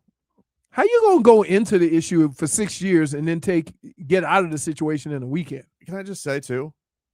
No wonder Malik Willis didn't work out in Tennessee. You had a coach too horny. This guy wasn't getting coached up. He was bumping uglies. So now Malik Willis... Yeah. Now Malik Willis has a real coach, all right, a non-horny coach with a Beavis and Butthead haircut who's focused on football. Now Malik Willis actually has a chance to succeed because he doesn't have that horn dog Mike Vrabel as his head coach. That was 2 years ago, though. What? No, it was like 3. 3 years. That's what I'm Yeah. saying. So he's had coaches. It's like Terry Rozier. You think he stopped? He's been horny the whole time. Ridiculous, dude. I mean, damage is done. Also, may I add, the playlist name in all caps was called Turning the Page. Yeah, because they were on a losing streak. That's so embarrassing. Dude, let me tell you something. Can you give us some of the songs? You know have what the worst thing you could do is? Don't be corny in public. Amen. Like, yeah, if you corny behind closed doors or whatever, then you don't have evidence. Dude, it's bad. So it was 15 songs. But my thing is that none of these songs, I wouldn't pair these together, I would say. Especially if you're trying to uplift someone because they were on a 4-game losing streak. So He wasn't on no 4-game losing streak. So he was undefeated. It starts off with Beyonce. I think I know what He had a 6-year run. Stop. I was really trying to push forward without hearing that. It's his fault. All right, give us some songs. Well, first of all, we have Beyonce with the song Cuff It. Okay. All right. Signaling Cuff It. Yeah. We have Big Energy. Lotto? We Can't picture Mike Vrabel listening to Lotto. We have, again, number 3, Break My Soul by Beyonce. Huh. And then this is the one I thought that was the most oddest choice. The most... I think the funniest thing in the world. What? You're critiquing a playlist of 2 cheating people. Yeah, I am. That's what life's about. In the whole 15 songs, there's only one country song by Sam Hunt called House Party. Oh my God, that's a great song, though. It's a great song. I love Sam Hunt. He's my number 1. However, it makes no sense. Tell me these it is things a make rather sense. it's a rather horny song. Yeah. Because they wanted to have a house party. They sure did. Saddle up. I mean, they were in Tennessee. One country song? Listen, I don't know. There's I mean, another one there's a called- whole lot of R&B Wait, and wait, hip hop. look She's at from this New one. Jersey. That's probably she's like, this is country enough. Now I've made it. Do you like the sound of this one? Pump It Louder. What? Pump It Louder. Who sings that? Black Eyed Peas. Oh. Then we have Raise Your Glass by Pink. Makes no sense. I think Like you they just just What's wanted- going on? Extreme. Then out of nowhere, you come from that nonsense into the Red Hot Chili Peppers Can't Stop. I mean, it sounds like she was sending. That wasn't a It sounds like he good was- way. That would sound like haven't seen you in a lot of minute. horny Yeah. signs. Haven't seen you in a minute. Can't Minus Stop. 1. Last Resort. Welcome to the Jungle. Photograph. Oh my. Sounds like God you- of Thunder. Oh. God of Thunder. Oh my. Okay. By Kiss. He's Dance the Night Away by Van Halen. And Renegade by Styx. Oh, that's a good song. But tell me, do any of these things... What is wrong? Yeah, horn dog. Also, God of Thunder, the actual album title, Destroyer. Whoa. Dude. Yeah.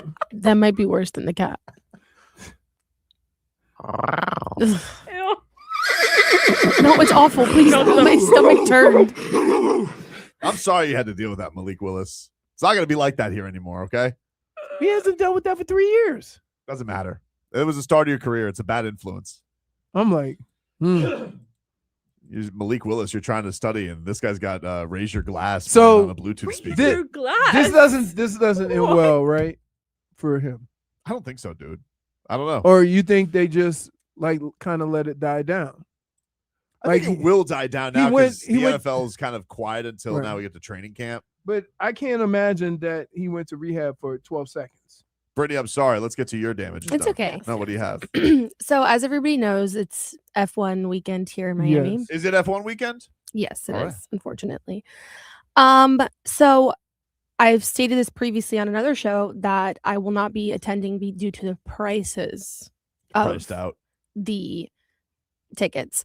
Well, me and my friends decided we all took the day off on Friday already in advance, anticipating that we would be there. So we were like, okay, we'll just do a 1-day ticket to Friday. When we went to go purchase these 1-day tickets, who, mind you, we've been the last 2 years, and they were probably like, the first year was $50. Last year was like $80. $200. Almost $200 Yeah. just to go on Friday, which Friday is only a free practice day and then the sprint qualifying. There was nothing that exciting about Friday. I just wanted to go because I wanted to at least, be able to see the drivers and see the cars and enjoy in some capacity. But they have quite literally taken everything from me. They have taken it all. Whoa. Yeah, it's really bad. You just wanted to enjoy your Friday. I just you wanted to already had enjoy off. F1, my favorite sport, coming to the city I live in. Like, it's the only thing I wanted in my life, and they have ruined it for me. So the damage is done, and I don't know if I'll ever recover from this, truly. So in my mind, they're not even having the Grand Prix in Miami. They're not having it. It's not Actually here. canceled. I've literally blocked everything off of all my social media because I just can't bear to see. Yeah, you're gonna be It, annoyed like- when you see the celebrities there. They don't care about it like you. No, they don't. And it's really upsetting. And You so know yeah, what it's my damage sucks? done. Here's what sucks. They have these events.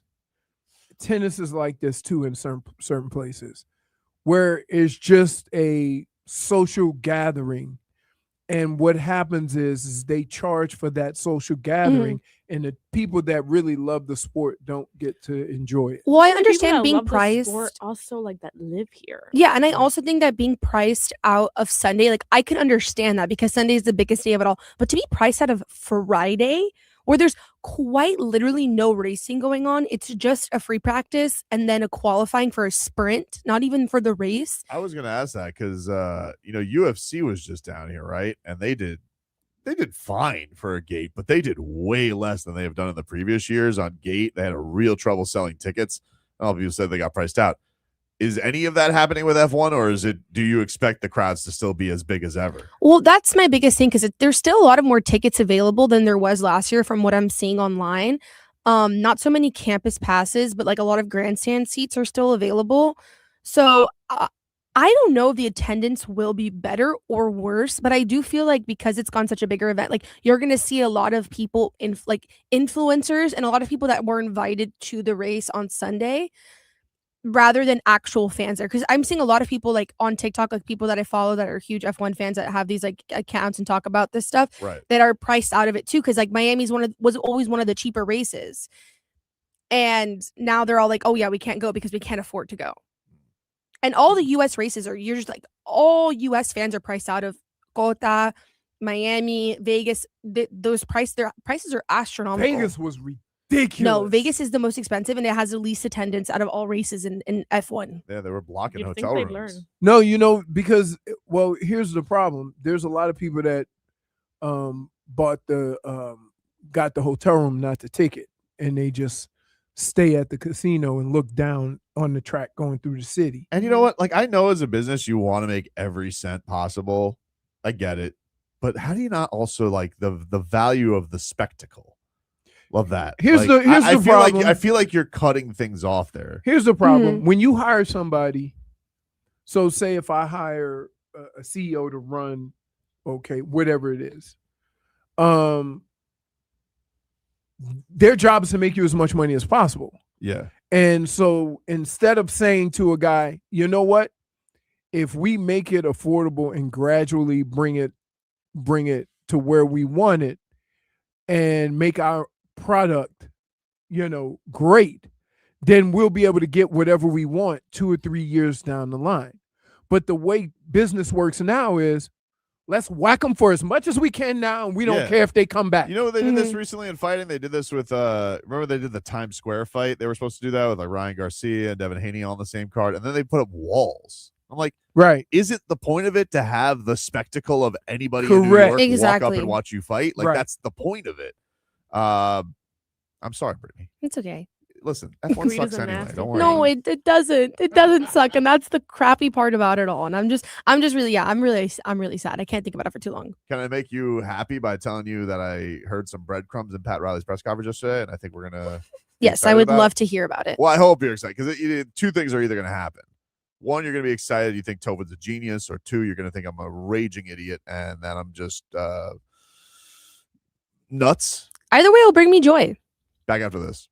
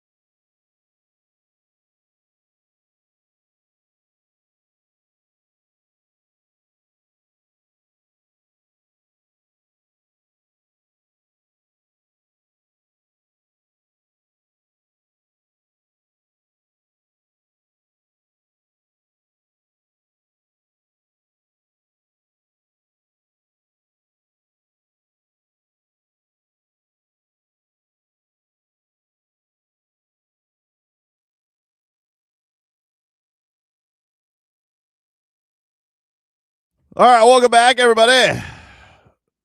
Tobin and Leroy here with you on FM 104.3 WQAM. Take you guys up until 2 here on the program. The headlines are brought to you by Doral Kia. You always pay less with your Pricito at Doral Kia. Visit them at Doral Kia or DoralKia.com. Last night, the Marlins, they lost to the LA Dodgers. Yacked it up. Been a little bit of a theme of the Marlins losses lately, but that's okay because not all is lost. Because I got a shout out yesterday on the Marlins radio broadcast. Thanks to Jack McMullen and Rod Allen for this. And you know, Brendan Tobin loves this guy, Brad Penny, in 2007. They don't make him like Brad Penny anymore. No, they don't make him like Big Brad. That's great. Not the quote. Oh my God, but I have it was so funny because I worked Saturday and Sunday and you guys have a promo on the commercials and you talk about Brad Penny and Rod Allen was like, what is up with this guy and Brad Penny? Like off air. He's like, what's up with this? And I just died laughing. Rod Allen's out for the bits? You should have told him. Yeah, I don't think he is. That's what you should have said. You don't get the bit. You don't get the bit. At least he played it. At least he played into it. If he was annoyed by it, at least he played into it when Jack brought it up. And you know, Brendan Tobin loves this guy, Brad Penny, in 2007. They don't make him like Brad Penny anymore. No, they don't make him like Big Brad. I want to know why it was brought up. I got to imagine they had to be talking about Dodgers and people who were Dodgers and Marlins because Brad Penny was traded to the Dodgers. I believe was he in the Paul LaDuca trade? I think it was him. I feel like he was in the Paul LaDuca trade. I think it was him, Juan Encarnacion, and I'm missing somebody. And he went on to win a championship. Did Brad win a championship? No, he won a championship with the Marlins. Okay, I thought he won one when he got traded. No, he won 2 games in the World Series that year. You want to know why? Why? You know why? Why? Jennifer, you want to know why? Please tell me why. Brittany, you want to know why? Of course. And I'll tell you why, but first I need to call her. And I'll tell you why. 305-567-0560, and I'll tell you exactly why he went on and won 2 games in the World Series. But first I need to call her. 305-567-0560, or we can't move on with the show because I will keep this going on for 2 hours, and I will play the Jack McMullen clip nonstop. So I will tell you exactly why Brad Penny won 2 games in the World Series, but first I need to call her. 305-567-0560. That's where we got to go. And you know, Brendan Tobin loves this guy, Brad Penny, in 2007. They don't make him like Brad Penny anymore. No, they don't make him like Big Brad. Yep, he's right. He's right. When you're right. Oh, thank goodness. Hey, RVA Richie. What's going on, man? Here's your go-to. Oh, thanks, buddy. How are you? Good. You want to know? You want to know why Brad Penny won 2 games in the World Series? Absolutely. Tell us, please. All right, hold on. I got another caller. Hold on. Hey, QAM, what's your name? Harold. Hey, Harold. You want to know why Brad Penny won 2 games? You want to know why Brad Penny won 2 games in the World Series? I sure do. Because they don't make him like Brad Penny anymore, dude. They do not make him like Brad Penny anymore. Thank you for your call, Harold. They don't make him like Brad Penny anymore, dude. They just don't. They just don't. So let me get this. They just don't. Play this. They just don't. Back. They just don't. First of all, give yourself a -1. Why?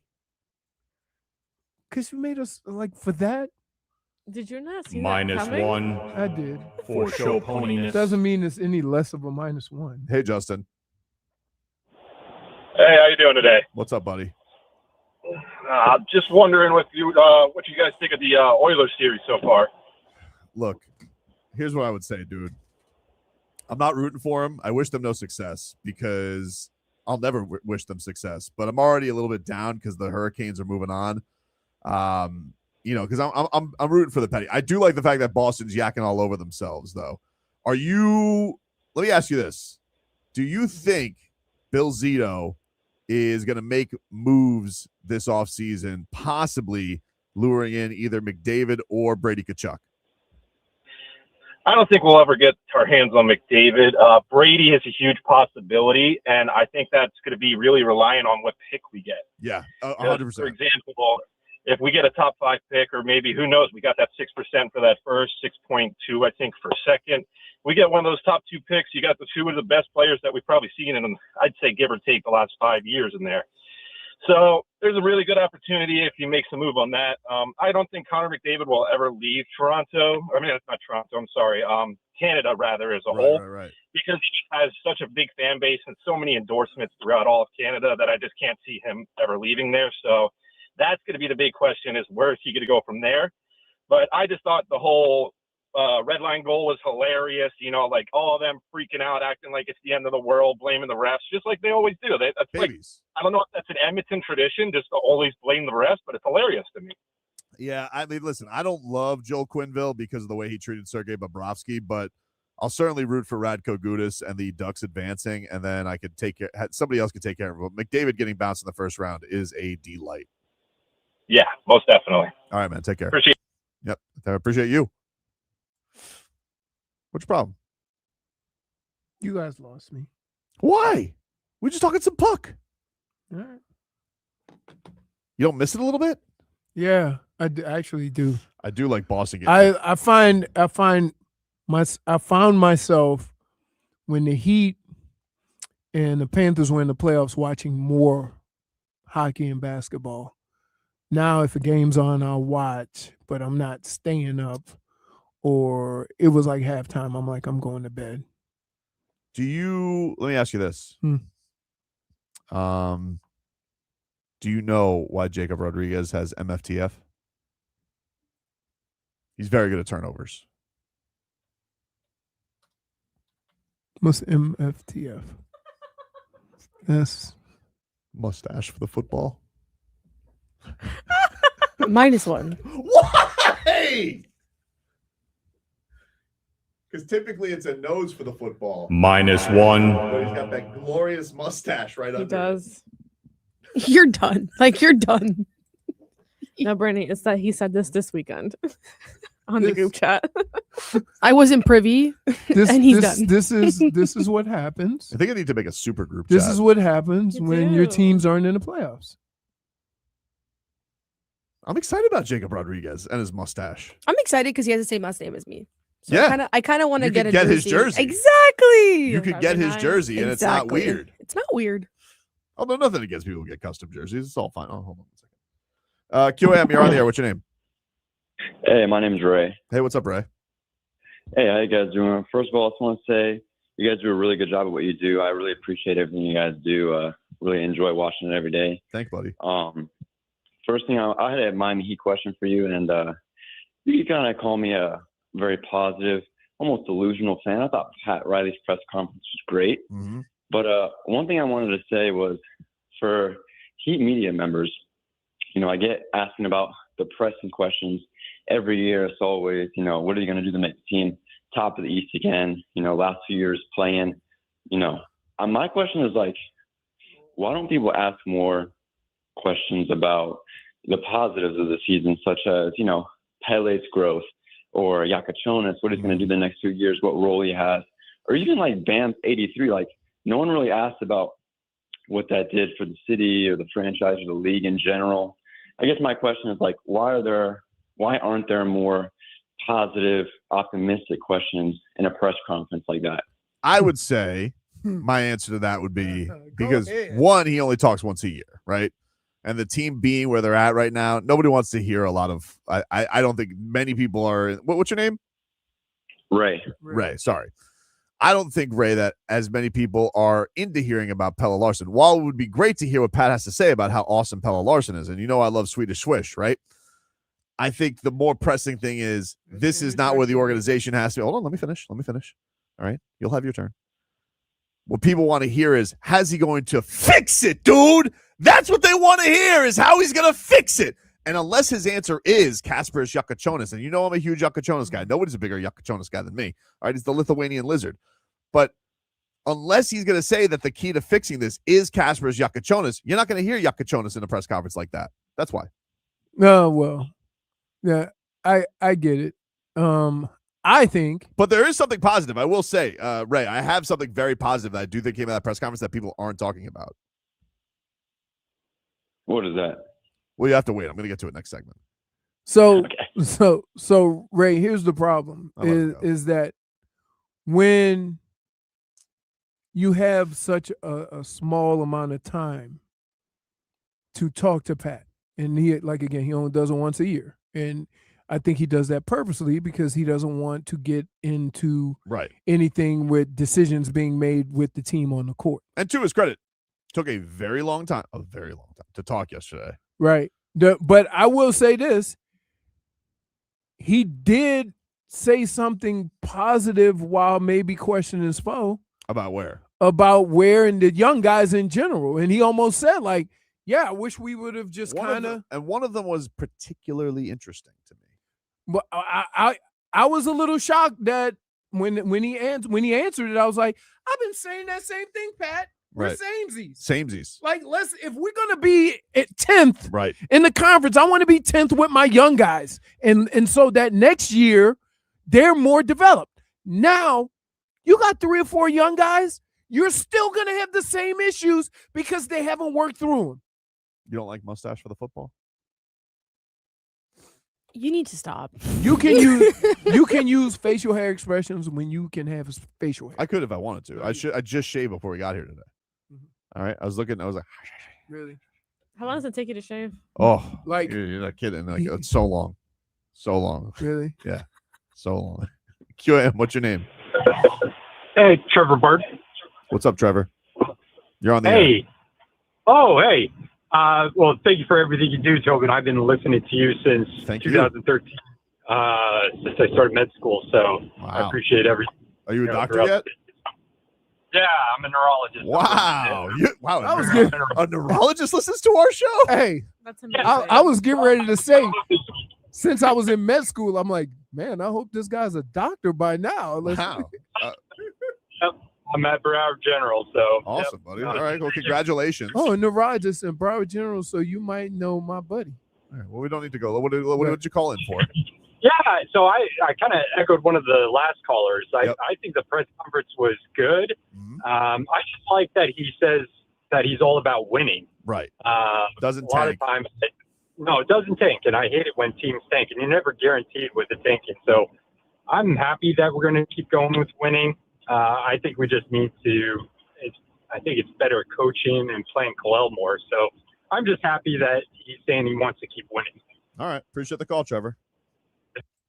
That's Dr. Trevor to you. Yeah, you're right. Sorry, disrespectful. Dr. Trevor. One more call, then I will get to what I thought was revealed itself. You're not. Swear to You're God. gonna do the thing. I'm not going to do You're the gonna thing. do the I thing. swear to God.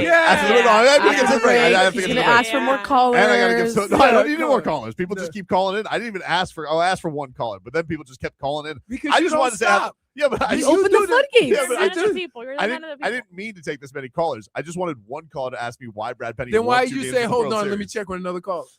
Well, I mean, Because he had another caller. I didn't want that guy calling for nothing. Tim, what's going on, dude? Yo. Hey. Hey, I only heard the tail end of your hockey talk. Damn, sorry. Hockey talk.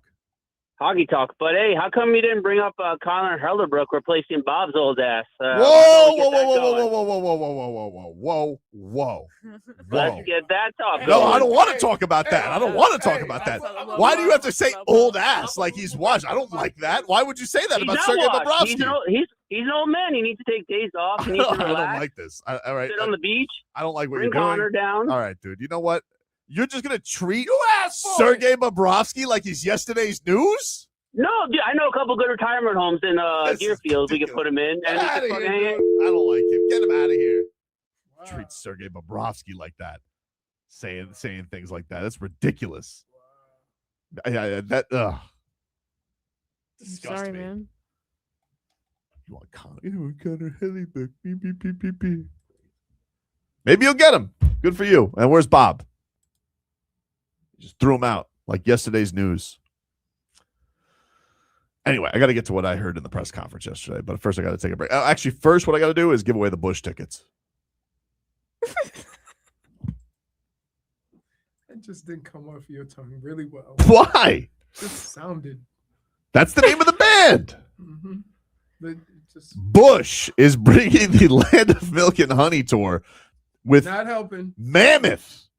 and James and the Cold Gun to Hard Rock Live on May 12th. And we're giving away tickets right now. Caller number, what do you want to do, Jennifer? 4. Caller 4 to 305-567. Oh, well, does this guy have a pointer if you want to call for tickets? Are you calling for the tickets? Hello. Hey, what's your name? My name is Brandon. What's going on? What's up, buddy? What do you want to say? Oh, I thought you were giving away the tickets, man. Oh, yeah. Well, you're caller 1. You were too early. All right. So, anyway, caller 4 right now to 305-567-0560. 305-567-0560. Caller 4 wins the tickets to Bush at Hard Rock Live. If you don't win, you can purchase your tickets at casino.hardrock.com/Hollywood/events. Back after this.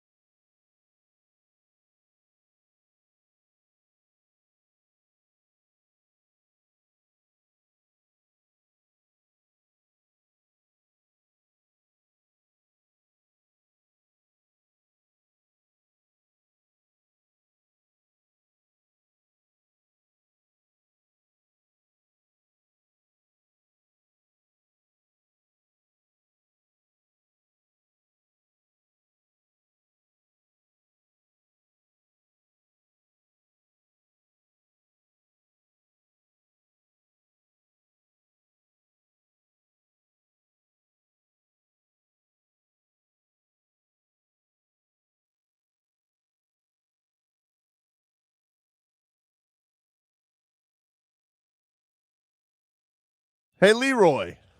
Head on over to the Windowplex, dude. I need a weather update here, brought to us by our friends at Tornado Roofing and Contracting. Storm season is coming. Make sure your home is ready. Get your free roof and window estimate today. Visit tornadoroofing.com. Partly cloudy. Pleasant looking day. Winds are at 5 to 10 miles an hour coming out of the east. Let's see. No. Dude. What? Literally, clouds are not moving. It's amazing. Wow. Like, I don't know. It looks like I don't even see any planes. So I'm guessing it's coming out of the west still. And it's about 82, 83 degrees. But it is a beautiful day.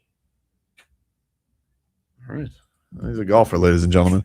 Just seeing today on Good Morning Football, even though it's the afternoon, they replay it.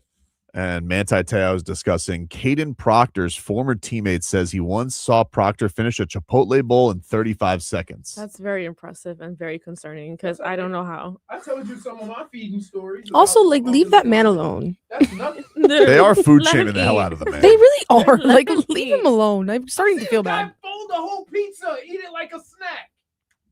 Plus, he smells good. He has tons of cologne. I would hope he smells good. He smells great. So don't worry about it, dude. Don't worry about it. I really don't like. Maybe his teammate was just jealous he didn't go in the first round. I don't even know what teammate it was. And maybe his teammate wasn't jealous. Maybe his teammate was impressed. Yeah. I'm telling you, offensive linemen do some of the most impressive things that both athletically and like just crazy. I seen a guy at a bar get in a fight because he got a tray of shots that were just for him, and some other guys on the team took one, and they got in a fist fight at the club. Really? Yeah. And Bill threatened to fine all of them if any one of them didn't play. So there was guys, one guy had stitches, like 3 stitches. He played. So I don't know, like, here's what I would say about athletes, especially about football players and offensive linemen. They do things a little bit different. They don't always have the bodies by Jake. And how a guy or an offensive lineman is built doesn't determine his athleticism. We're just assuming that, oh, he's a football player, he's big and he's muscular and whatever. Reggie White had a dad body, but he was the strongest human being I ever saw on a football field. And that's no questions. You ask anybody that. He had short arms. He was tall, but he was the strongest thing I'd ever seen. Conversely, Gilbert Brown was 6'3", 340, and had muscles on top of muscles. Okay, so here's the story. This is from Emily. You really did research? Yeah, I wanted to see if this was real or not. This is Emily Smar of the Tuscaloosa News. Oh, yeah. Yeah, go to. Alabama football offensive lineman Wilkin Formby on the most impressive thing Caden Proctor can do. This is back from October, so it's not even in the draft. Right. This is like when they're teammates. He said, quote, eat a Chipotle bowl in 40 seconds. She said, for inquiring minds, triple meat for Proctor. It's a lot. He was 350. Big boy. Like, what do you, okay. I wonder if he wants steak. Does he go chicken? Do you think he mixes it? I did. He probably mixes. So I got Bole, and I got. Bole sucks, dude. I know. We were just talking about. We were just talking about. Let me tell you something. I'm gonna to tell you all companies, restaurants, and whatever. They're listening. When you first open, you're great. You're very generous. The bowl is full. I know when you're getting ready to go sideways. When you measure your food in that little cup. As Chicken Kitchen, as Bole. Downfall. And you idiots are not smart enough to figure it out. Like, you're not saving that much meat by filling up the bowl. You're not. But soon as you start measuring, soon as I went to Bole and see him take the little cup out to measure how much meat to put in there, right? I'm like, well, we're done here. Chicken Kitchen, the same thing. John Eric Sullivan was asked by, I believe it was Perk, why the Dolphins made the Proctor pick over Bain, and their pick, I believe, Rodriguez over Zion Young in the second round. Here's what Sully had to say. You guys took Proctor over Rueben Bain when you needed an edge rusher, but BPA and conviction. You take Jacob Rodriguez over Derek Moore and Zion Young, BPA over conviction and competition. You've got three. You had two starting offensive tackles. You had two starting inside linebackers. Am I reading that right? Are those examples of BPA and conviction over need? Yeah, I mean, and those other guys, again, I want to make sure I'm being very clear here. You know, those other guys that you mentioned are very good football players, and the Dolphins would have been lucky to have them. But yeah, it is a best player available approach, and there's a lot of conversations that go into it. You never have any way of knowing what your needs are going to be. You know, I've said that to you before, and I believe that in my heart of hearts. I mean, you can have an embarrassment of riches in a room, and then you got a hamstring and an ankle. And now you're going to your emergency board. So we took the players that we felt like were the best for the Miami Dolphins. That's no shot at anybody that didn't end up here. I'm sure they'll go on to have wonderful careers, and we wish them nothing but the best. But we're very happy with who we took and who we wound up with. Man, I'd love to see So here's what I would say about that. To ask a guy who his livelihood is, why didn't you take this guy instead of this guy? I understand asking the question, but it's always hard for me to think about that because they spend way more time at this than I do. You know what I mean? So if I say I would have rather picked this guy or I would have rather go here, I'm always going to err on the side of these guys put way more time in it than me looking at somebody's draft board. Yeah, I mean, I think if you have that much research in it, it sounds like a question you should be very well prepared to answer. No, he did. No, I'm not saying. I understand why Perk asked the question. And then you have the Browns owner who's just like, homeless guy told me to take Manziel. But that's, you know why? Look, the teams that just can't seem to get out of their own way will always, and this is why I tell Vlad, as good as you feel about your team, don't worry. They'll screw it up. Because they always do. They always do something crazy. Same thing with the Cowboys, right? Like every time they look like they make a good decision, they do something crazy. I got a random tweet here from Jason who says, used to work at the Ale House in Orlando back in the day. Magic players came in all the time. Shaq ate 36 oysters and 2 or 3 orders of chicken tenders like it was nothing. Yep. 5 pieces to an order. Yep. I think I could get through. I kind of want to see like an eating contest between him and Patrick Paul. Remember how we used to do the Dolphins? I'm telling you,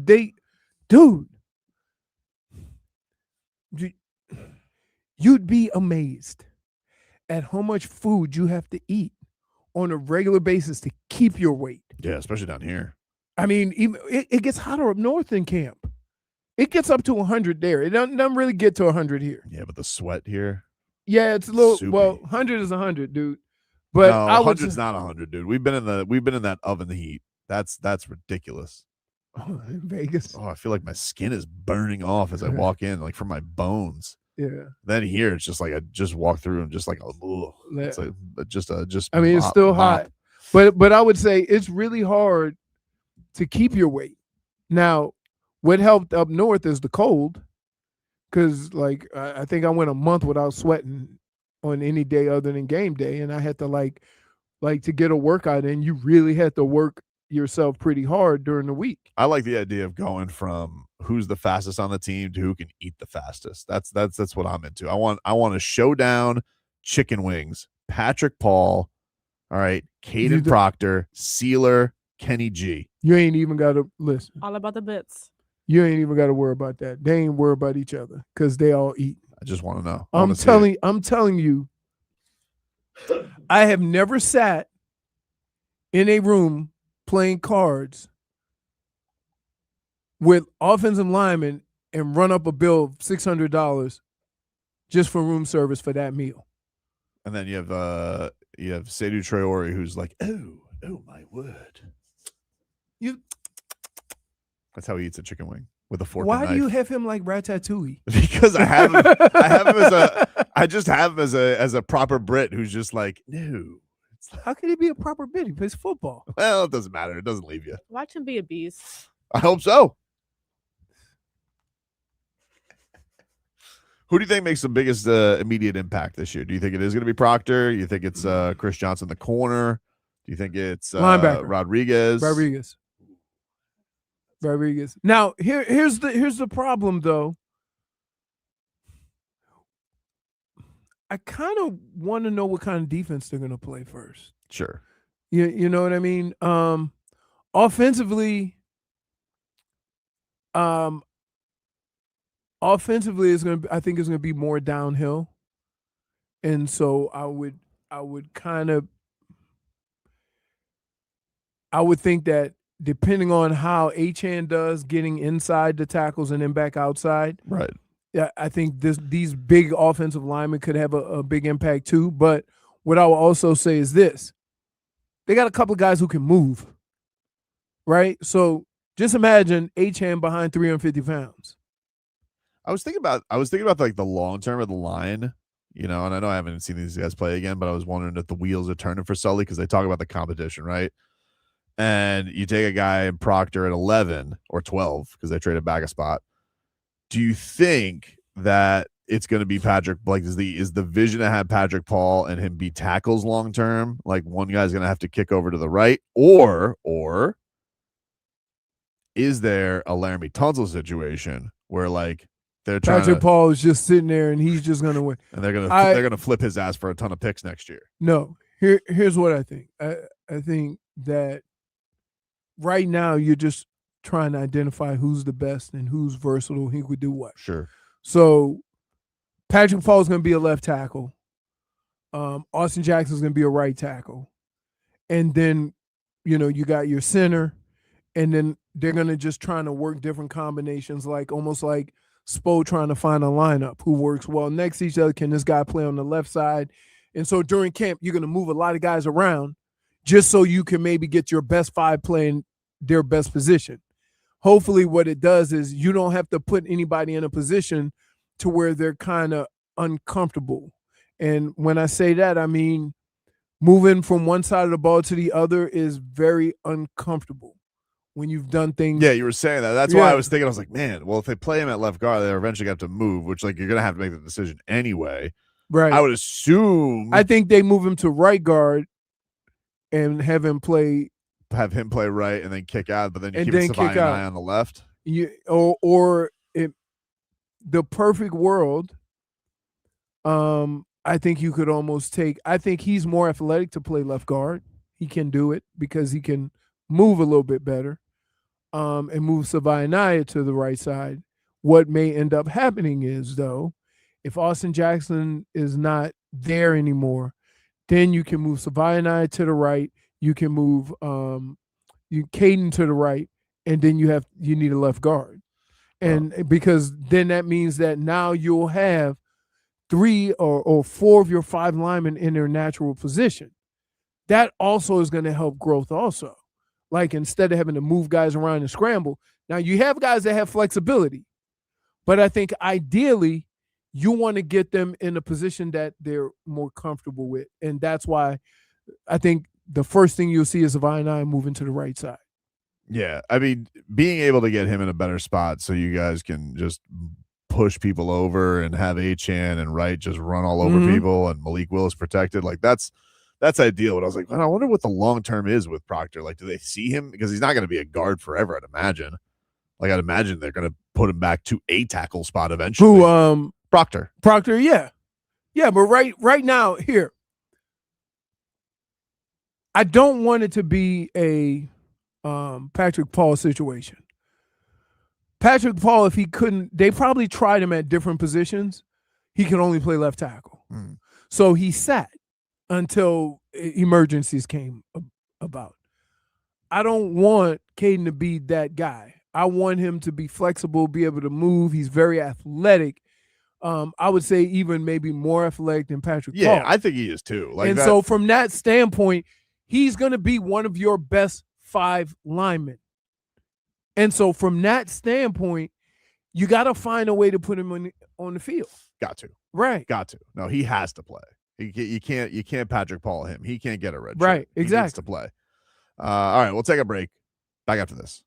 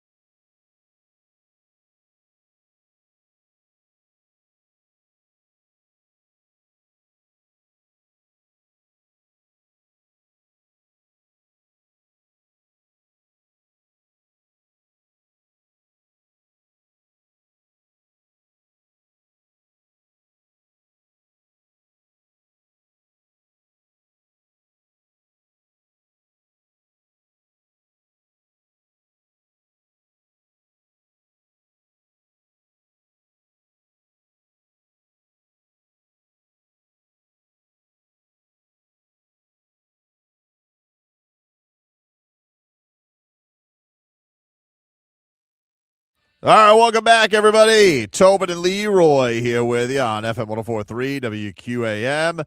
Whiskey, Stars, and Cigars, presented by Edmore Sawgrass Automall, returns Friday, May 8th. Talk Sports Unfiltered with on-air hosts at Tabacone Cigar and Spirits at Plantation Walk, starting at 6 p.m. on Friday, May 9th. Enjoy a nice Scotch whiskey from Johnny Walker, a smooth cigar from Drew Estate.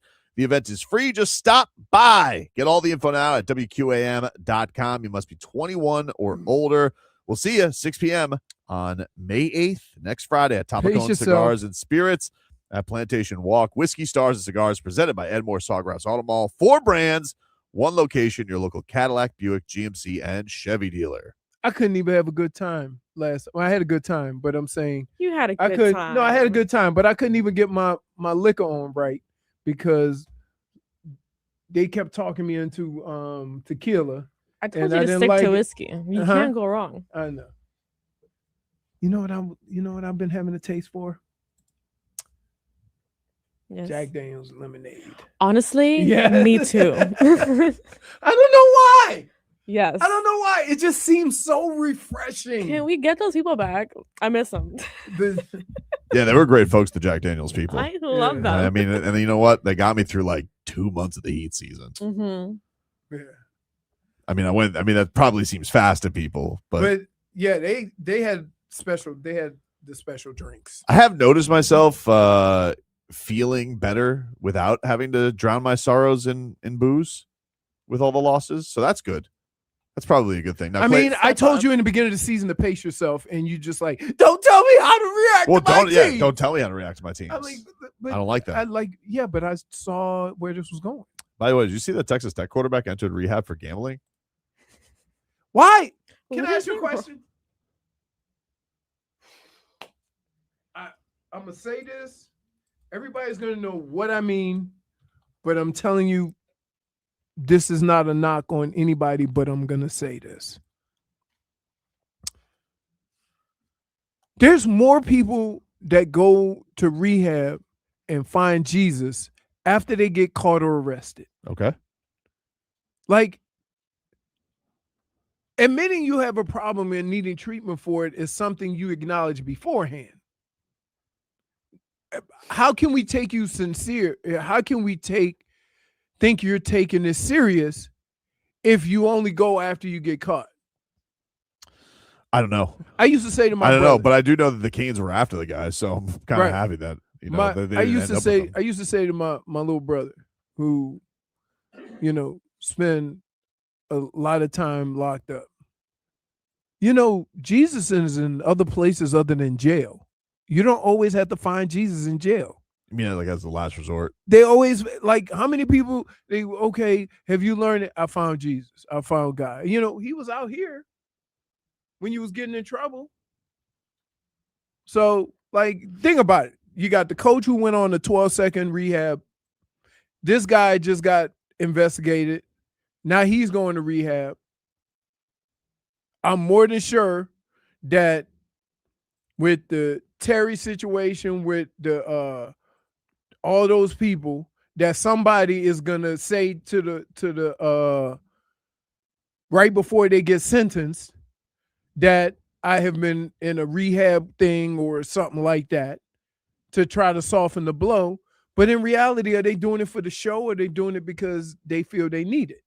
And we'll never know because of when they decide to do it. Yeah, it's like the Mike Vrabel thing. You think it's like, oh, you need time with your family, but not that much time. Unless you told him to take a hike. 6 years? They got evidence of this stuff was going on for 6 years? Yeah. And you went to rehab for a weekend? How are we supposed to take? And I'm saying, maybe he's acknowledging that he needs some work. And I'm not even disputing that. But I'm saying, why does all this self-evaluation always come after the damage is done? Right. I don't know, but waited long face. enough. Waited long enough. All right. You kept putting this off, and I'm trying to get to what I really did like from the Pat Riley press conference yesterday. The breadcrumbs that I saw, because I do think Pat has a plan, but unfortunately, I got to take a break. So I swear this is really Brian Penny's fault. But I swear, what I heard yesterday, I was very upset. Let me just be honest with you. I was very upset the way the Pat Riley press conference started yesterday. I know why. I thought he Because sounded. it started without you. No, that's not true. That's not true. I don't. Contrary to popular belief, I don't like attention. I don't. I'm a very shy person. Go to break. Go to break. Why? Because I don't want you to keep lying on the I'm radio. not lying. You are lying. I'm not When lying. it comes to these things, you are not a shy person. When it No. comes to you off Wait. the microphone, you The are a shy bit. person. You're all about the bit. That deflects from attention. It's my security blanket. The bit. Now, that being said, wasn't He's happy. deeply rooted. Wasn't happy with this Pat Riley press conference. He had to sleep on it, and then something stuck out to me, and it made me go, The Rams general manager's on TV. Surprised he didn't have a knot on the side of his face. I may be all about the bit, but I never get anything by with old Sergei Bitbrowski over here. Back after this.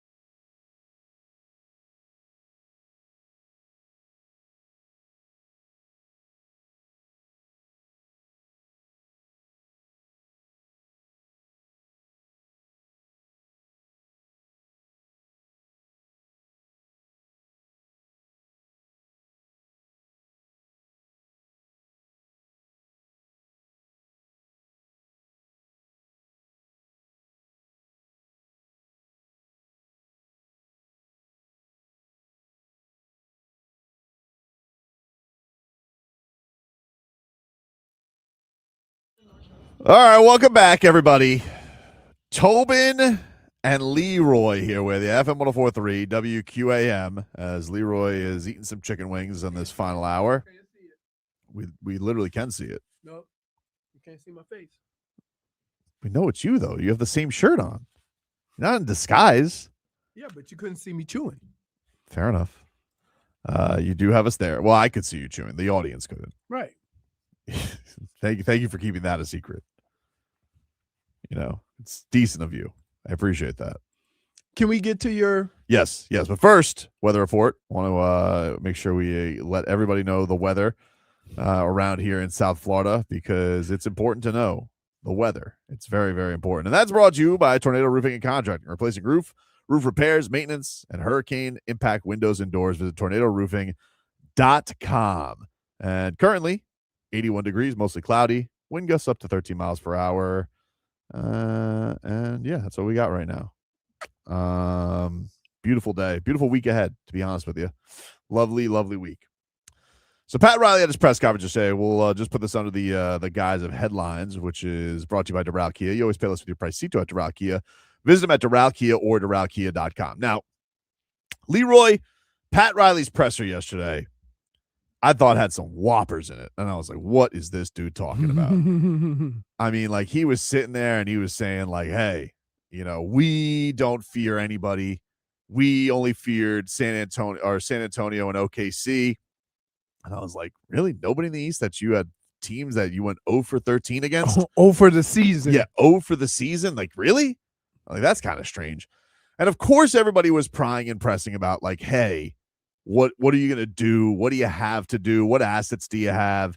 And even with that, some people were like, what is he talking about, dude? Like, you know, yes, the Heat have more picks. He was talking about exceptions that they have and things like that. But one thing, like, really stood out to me, because I was like, this guy is out to lunch, right? He was asked about the Heat's plans, and he brought up cap space, right? Mm-hmm. And I was like, cap space? This isn't 2010 anymore. Here was Pat Riley yesterday discussing the Miami Heat's cap space they'll have available. Yeah, cap space is not as important anymore, because it's almost impossible, the size of the contracts that you have to give guys that are stars that might come up. But there's nothing wrong in trying to keep it available. And so they know there's a destination place for them from that standpoint. So the reason why we didn't do anything, did I think we were a championship contender at that time? You want me to tell you the truth? No. I think we were competitive as hell? Yes. Do I think we might have got up there? And the only two teams that I would consider that I would be uncomfortable playing against would be OKC and San Antonio, and they're out there. Right. But if I can get into the finals, and just like we did in 23, then I would be happy. I'm not dismissing anybody at the top of the schedule or the conference here in the East, because they're all very good teams. But take a look what's going on. It's like very, very competitive. Anybody can almost win, you know. I was like, what is he talking about? You know, with this cap space, and he feels like they can win. I'm like, this is strange, right? It sounds like he's not very connected to his team. It doesn't, right? Like, right. It doesn't sound like he's in today's basketball, right? It just sounds detached.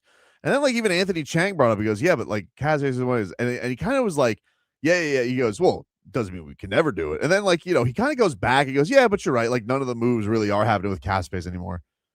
And the Heat don't have a ton of cap space this year. They'll have a ton of cap space next year, because there's only two guys who are on the books. Mm-hmm. And I was like, but is that really here? Why do you keep bringing up this cap space? Like, nobody does it. Because here's the thing with cap space, and I brought this up yesterday with the boys in the afternoon, and it's been rattling around my head, because nobody gets to free agency anymore. Like, it's just not a thing people do. They always want to get tacked on the extra years. Mm-hmm. So it's usually you're signing the extension, or you're getting traded to a team and then signing the extension. Nobody's just going to free agency anymore. The last guy of consequence that really signed to free agency that I can think of is Paul George with the Sixers. But for the most part, nobody does it. Mm-hmm. So I think that he's out to lunch, and I sleep on this. And I'm thinking to myself, what the hell was going on with him yesterday? Mm-hmm. But then I went to one particular place because it really was weird. And that was, he had a lot of praise yesterday and told a story. Pat doesn't bring up anything for any accident. He always wants to say something. I'll tell you that right now. All right. That's why I always say when you blame for the Jimmy thing, we laugh at, he's going to say what he wants to say, whether you ask something or not. Right. But you just forget that for a second. I'm just giving you I'm giving you the lesson. Okay. Pat Riley's going to say Mhm. what he wants to say Mhm. and have it out there because he wants it out there. And so yesterday he's asked about Bam Adebayo, right? Mhm. I think Anthony asked him this question. And then he's talking about Bam being frustrated, right? And then just goes in this whole soliloquy about Jović. And I'm like, the hell was that? Here was the story from Pat yesterday. And so, because I was trying to figure out, I was like, why did he tell that story? Nico's had an absolute nightmare season, not because of any choice other than a lot of injury, with his back. Maybe he'll grow out of that, one day, and we won't have to worry about him. But, when we signed Nico as a young player to an extension, I had him in the lineup on my depth chart board as a starter. It was Wiggs, it was Bam, it was Nick, it was Mitch, and it was Tyler. And when I met with Nico at the end of the year for an exit meeting, he walked into my office and I said, go up to my board up there. And he went up to the board and I said, where's your name? He says, right there. I said, where is it? It's right there. I said, take it off. It's a magnet. Take the magnet off, take it to your seat. And I remember I said, okay, read it to me. What does it say? It said, up in the left-hand corner is, his size and weight. Over to the right is his salary. It has 4 years on it. I said, go down to the left. He said, what does LB mean, 30? I said, it's Larry Bird writes in 30. And then you go over to the bottom right, and it's the name of his agent. And I said, well, the most important thing here is not that, or that. It's the name in the middle. And you were projected to be a starter for us. That's the opportunity that you had at the beginning. And so we still look at Nick as one of our young building guys. He just turned 22 years old. We got a lot of 21, 19, 20, 21, 22-year-old guys. All right, dude. So let me ask you something. Pat Riley, who kept bringing up this cap space, right? Mm-hmm. Then he has this soliloquy on Nikola Jović, who you guys know I love Jović, dude. Okay, but I've told you the repercussions I've dealt with from this. He stunk this year. He was bad. Mm-hmm. Leroy, in any other year where Pat Riley signs a player to an extension, he stinks, he's injured, and, wasn't very happy at the end of the year with his role either. He kind of made that known. But Pat Riley still praises him in the press conference. Why the hell would he do that, you may ask? And then, as I was rolling in today, it dawned on me. This mother bleeper is loading up to go get us the Joker. He's not going after Giannis. He's not going after Kawhi. He's not going after John Morant. Because who's a free agent in the summer of 2027? Nikola Jović, dude. And who does Nikola Jović share an agent with? You may ask. Well, I'm glad you did ask, Leroy, because here's Jović, dude. So there's this dude. So there's no way he can get rid of Jović and get Joker. There's this fella right here. All right. He goes by the name Mishko Raznatovic. Okay. As you can see here on Instagram, followed by Jović and Mickey Harrison. This guy right here, he was sitting this summer hobnobbing in Serbia. He was hobnobbing with Eric Spoelstra and Adam Simon in Serbia, hobnobbing, working on a deal for his unproven client who hasn't done squad douche with the Miami Heat yet. He had only played half a good season with Miami. And again, I love you, Jović, but that was a lot of commitment for a team that really hadn't gotten a lot of things. And so he's there hobnobbing with Spo in Serbia. He's hanging out. And just so we're clear here, you could go and look to the agent files. We'll go and take a little looky-loo on Hoops Hype, and you can see his name right there. Boom. Misko Raznatovic, agent of Nikola Jović, who we know loves him, his little brate, Jović. And so, just like it was back with 2010, the Miami Heat, when they were trying to line things up with Henry Thomas at CAA, all of a sudden, Pat Riley, as you pointed out very, very smartly yesterday, Leroy, when Solana asked him, what are the things you're going to look at the most when it comes to players? Games played and health. Well, that hasn't exactly been lining up for Giannis Antetokounmpo lately, has it? No, it has not. No, it has not. That's why I but thought who is the most durable superstar in the league? Joker. But you're not going to trade Bam Adebayo because he said yesterday, I'm not trading Bam unless it's with 8 first-round picks and Wembanyama. But you want to know when you don't have to trade somebody? When you have cap space. What if the Miami Heat, with their trip to Serbia last year, gave a little wink? We'll give our unproven draft pick here $60 million, Mishko. Make you a little happy. And then all of a sudden, the trade winds are blowing over in Denver. They now have 2 juggernauts to go through with the San Antonio Spurs and Wembanyama and the Oklahoma City Thunder. But what's a conference Pat Riley says he doesn't have any teams he fears in? The East. And so, don't think it's going to happen this summer because they got to wait until the summer of 2027. But something tells me, Leroy, with all that very undeserved praise that he gave to Nikola Jović yesterday, I found it a little bit fishy. Oh, because any other time in the history of Pat Riley, that gets a talking to.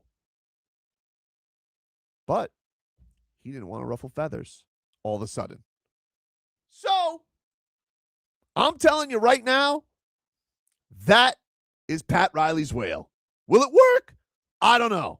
Because lately, it hasn't been. I'm not here to tell you that it will. But I'm here to tell you, that's the mother bleeping Heat's plan. Their plan is to play Bam Adebayo and Nikola Jokic together in the summer of 2027. That is going to be Joker's new Aaron Gordon, and they will figure out the rest of the pieces as it goes.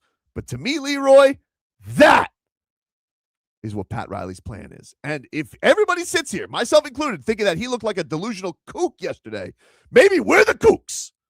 Maybe we're the kooks. Too many kooks in the kitchen. Chess, not checkers. Chess, not checkers. Because Pat Riley is not a short order cook. He is a chef.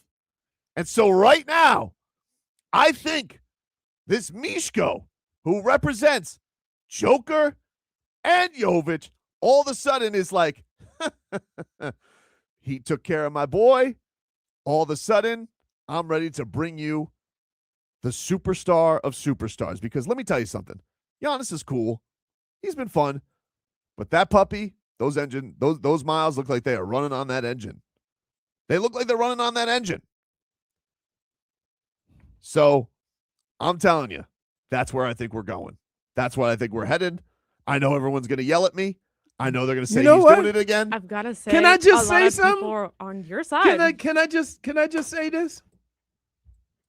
I heard you out. I listened to it. It was thoughtful. Didn't have a whole bunch of wild coyote in it. Valid points.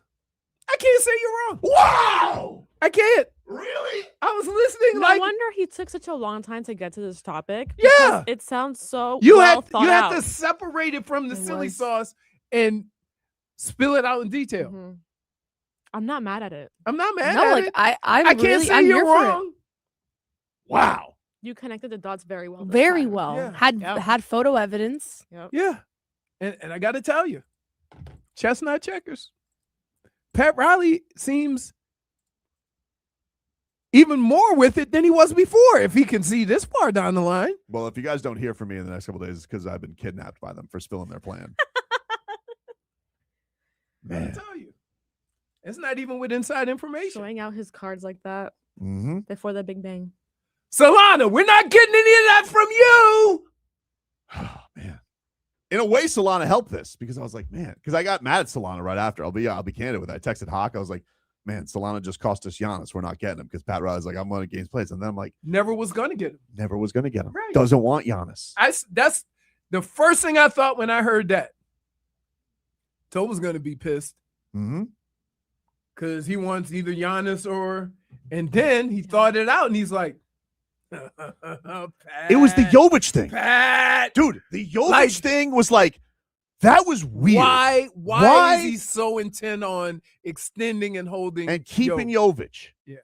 Why would he do that? Well, I'll tell you why. Because that is going to be, that's Mishko's, he gave Mishko the money. You know, and by the way, Joker loves the Jović.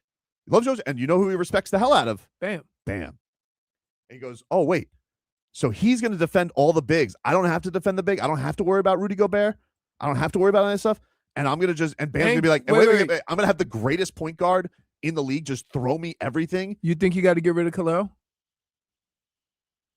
I don't know. That's not a decision we have to do yet. If we do, maybe we do it for a guard. Who knows? I don't know. But this is to me, Leroy. This is Pat Riley's That means plan. we got to go through a whole nother year playing. I know. I'll tell you exactly where Good we are. things Right happen to those who wait, right? we are right now in the 2009-2010 Dwayne Wade season where he had to wait. He was pissed. He wanted them to go get Lamar Odom. This is the year that we're in right now. But I think that is the Heat's plan. All right. The Heat. Now, we could be sunk because in July, Jokic could sign an extension, and I'm cooked, and I'm going to look like a fool again. And I can't believe I'm buying into this. Your thought process right now is I can't say that it's flawed. I can't. But you're right. Wow. I would hate to see your face when you come in here in July and Joker sign the extension. Oh, that's 100% what's going to happen. He's going to sign what does he do? A $500 million extension, whatever he could get. Yeah. But I will say, even that owner last year in Denver, first of all, Denver, Aaron Gordon's falling apart. Jamal Murray's never healthy. And that owner last year was like, mentioned the idea of trading Joker. And everybody's like, why would you even say that? Why would you? Because you saw Pat Riley yesterday when even the idea of trading Bam was brought up. No, I will not. Stayed firm with that. But Josh Kroenke over there is like, I mean, if we get into the apron too much, I'm going to have to trade 15. Why would you say that? Who they own the Dodgers too, right? No, his dad owns the Rams too. Rams. Okay, there we go. Anyway, that's my big takeaway. Toodles. Okay.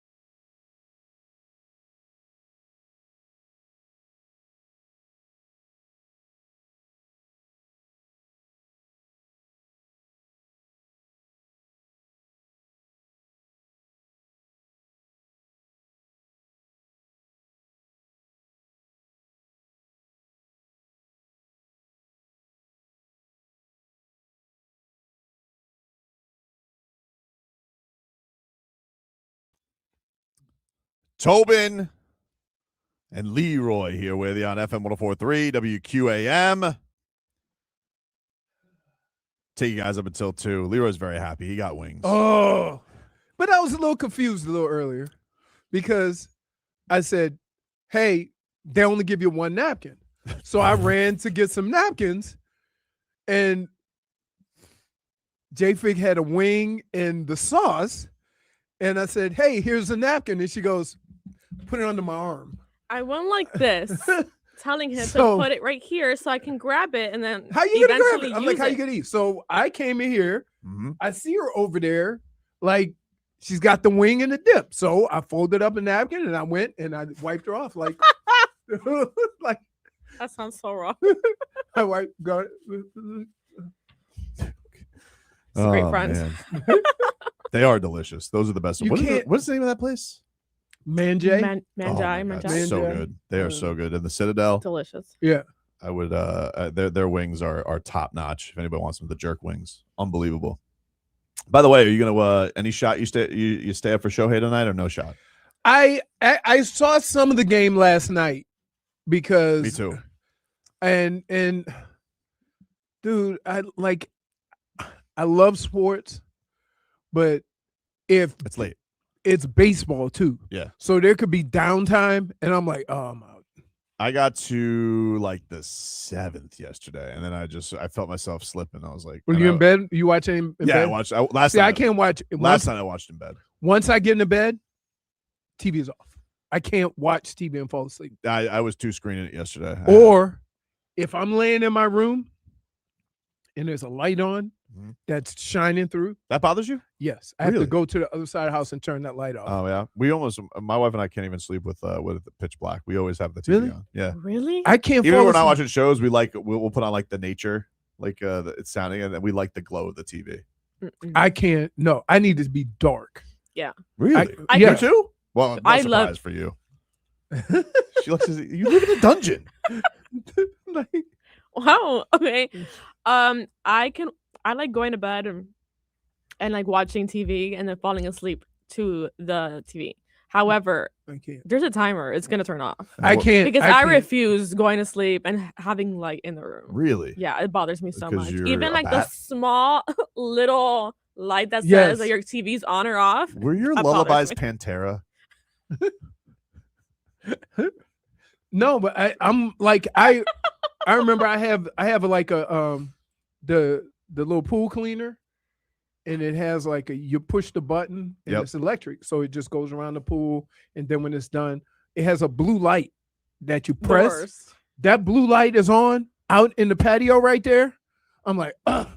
I actually have an issue now where the curtains, like it covers everything. I have blackout curtains. However, the top part, I can still see like the spotlight outside. And that bothers me so much. When my I neighbor need to first moved fix in, that. he put lights on, but he put floodlights like by his garage and in the back, to the point where my wife had to go put up the shutters. Really? And he goes, "Hey, is that light too bright?" Yeah, it looks like a helicopter is trying to find a Right. criminal, dude. What do you Right, mean? exactly. I have one of my neighbor has one of those and it shines. And I'm like, whenever I walk outside, I'm like, what did I do? I didn't do Right. anything. I love a helicopter chase. That guy knows. not Why do really- you look at me like Brittany? It's not really a helicopter chase. No, it's like terrifying. I hate helicopters. I live in Hialeah, and there's nights where I get home like late from Heat games, and there will be a helicopter circulating the area with the light, and I run inside and I like spend the night poking my head out the window to Really? make sure that there's nothing going the on light's because not I'm flashing on you? terrified. Because I live alone. Okay, like I'm terrified. I'm Someone's with- gonna come and get me. Did you like the Joker plan? I loved it. I Yeah. really did. I was really prepared to be out on it, but you've convinced me. It's all we have.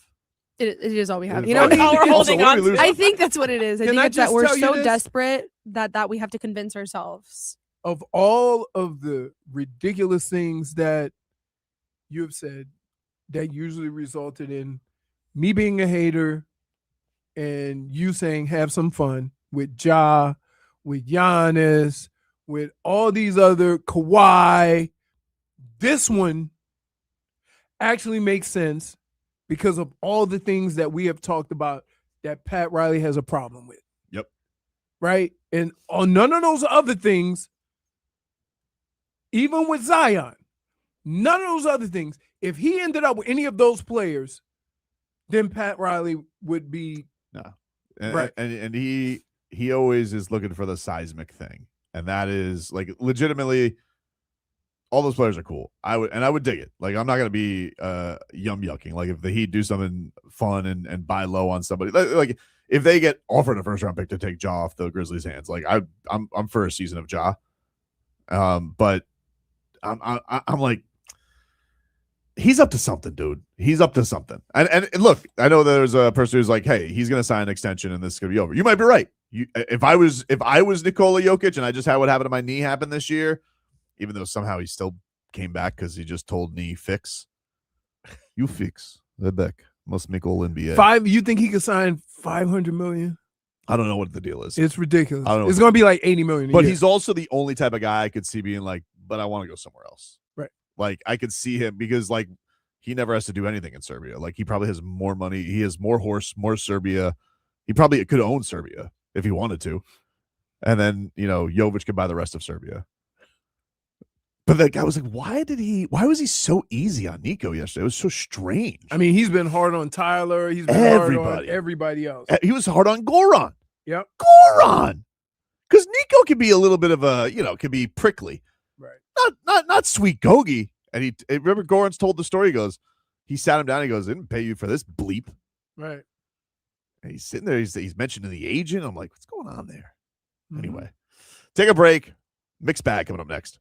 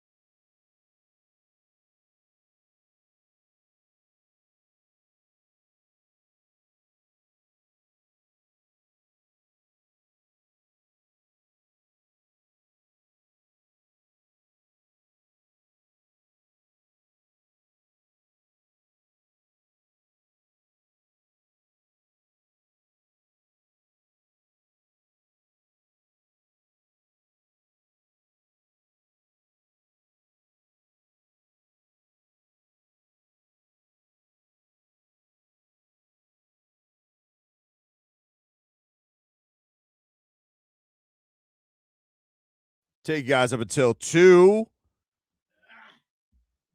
Let us get to a little mixing of things up. We like to refer to this as the mix bag. Is that the Kovalev shirt?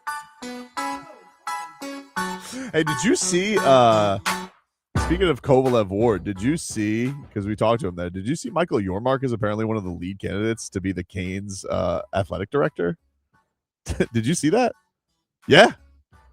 I like how that's what you for Michael.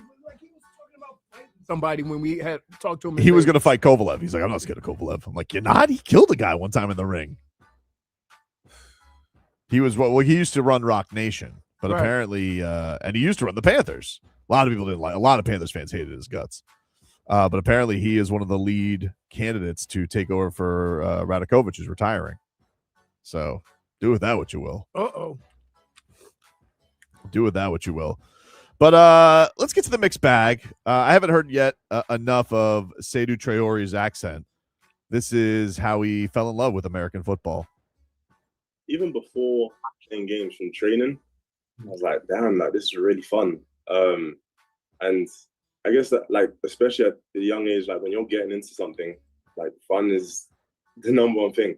And then it just kept getting funner and funner. And then when it did get to games, I know it's 9v9, but when it did get to games, it was like hearts pounding. I'm like, wow, like scoring touchdowns, I played a bit of safety back then too, making tackles, and it was just like, this is amazing. So I guess it was just maybe not a specific moment, but the collection of moments made me realize. Wow. So where was this playing of football?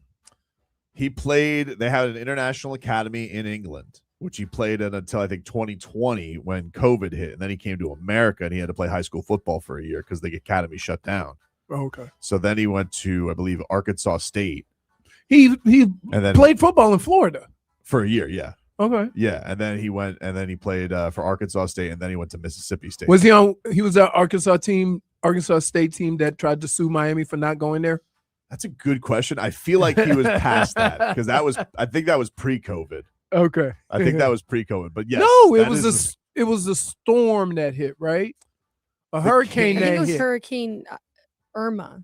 Irma? Yeah, I feel like that's when it was. What year was that? That was 2019. So maybe he was the last team that was there. Yeah, but yeah, they got pissed because the Canes were like, yeah, we don't want to do the game, and they wanted to sue. Like, come on, because you remember what happened the last Arkansas game? That the guy did the trust fall.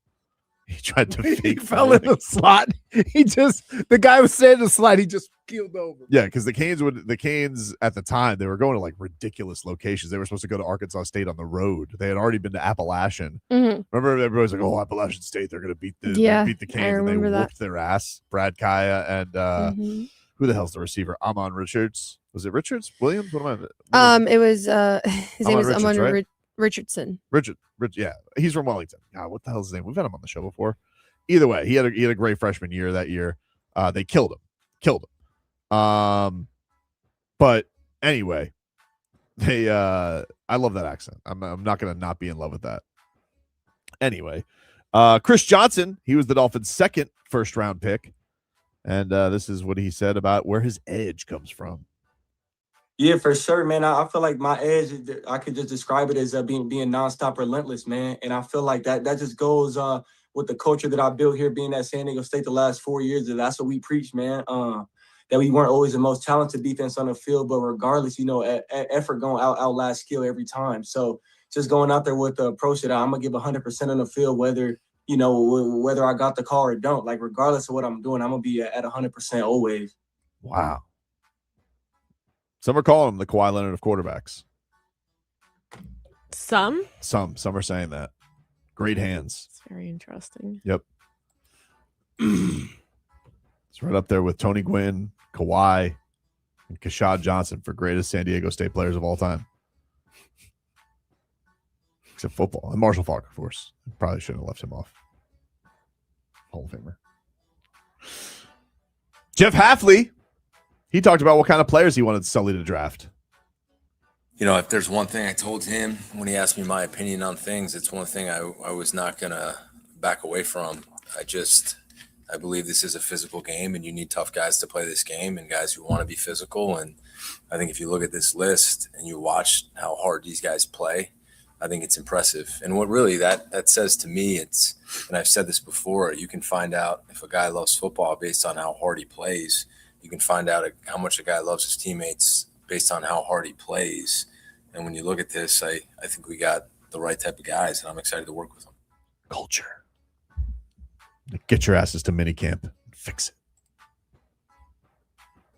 It was Ahmmon Richards. Guy says, Wellington High School, that dude was so fast, he burned me in practice. I have his jersey. You do? He was really good. He had a neck injury. Like his career. I was Didn't he have the freshman receiving record? Yes, he did. And then Tony incredible. Tony passed it. That's crazy. Mhm. Yeah. He was a really good player. He was supposed to be really He was supposed good. to be like one of the Mhm. ones. It was Yep. him and Brad Kaya, and he had a neck injury. I have his I have his jersey. I got it for Christmas because I was like I loved him. I'm trying to find the picture. I'm sure if there's a Canes jersey, I believe that you have it. She bleeds orange and green. Zach Thomas said that Jacob Rodriguez is better than him. This is what Jacob Rodriguez had to say about that. It's hard to believe. And, I take his word very seriously, and I appreciate who he is and everything he's done, and the mentor and the man he's been, to me and to my family. And it's unbelievable. It's super generous and super kind from him. And that just kind of shows you how great of a person he is and why he's so admired in Texas Tech and as well as in Miami. Wow. Well, Zach Thomas sounds like you gotta, give it the old. Can't say that Zach was never a real one. Nah. Always a real one.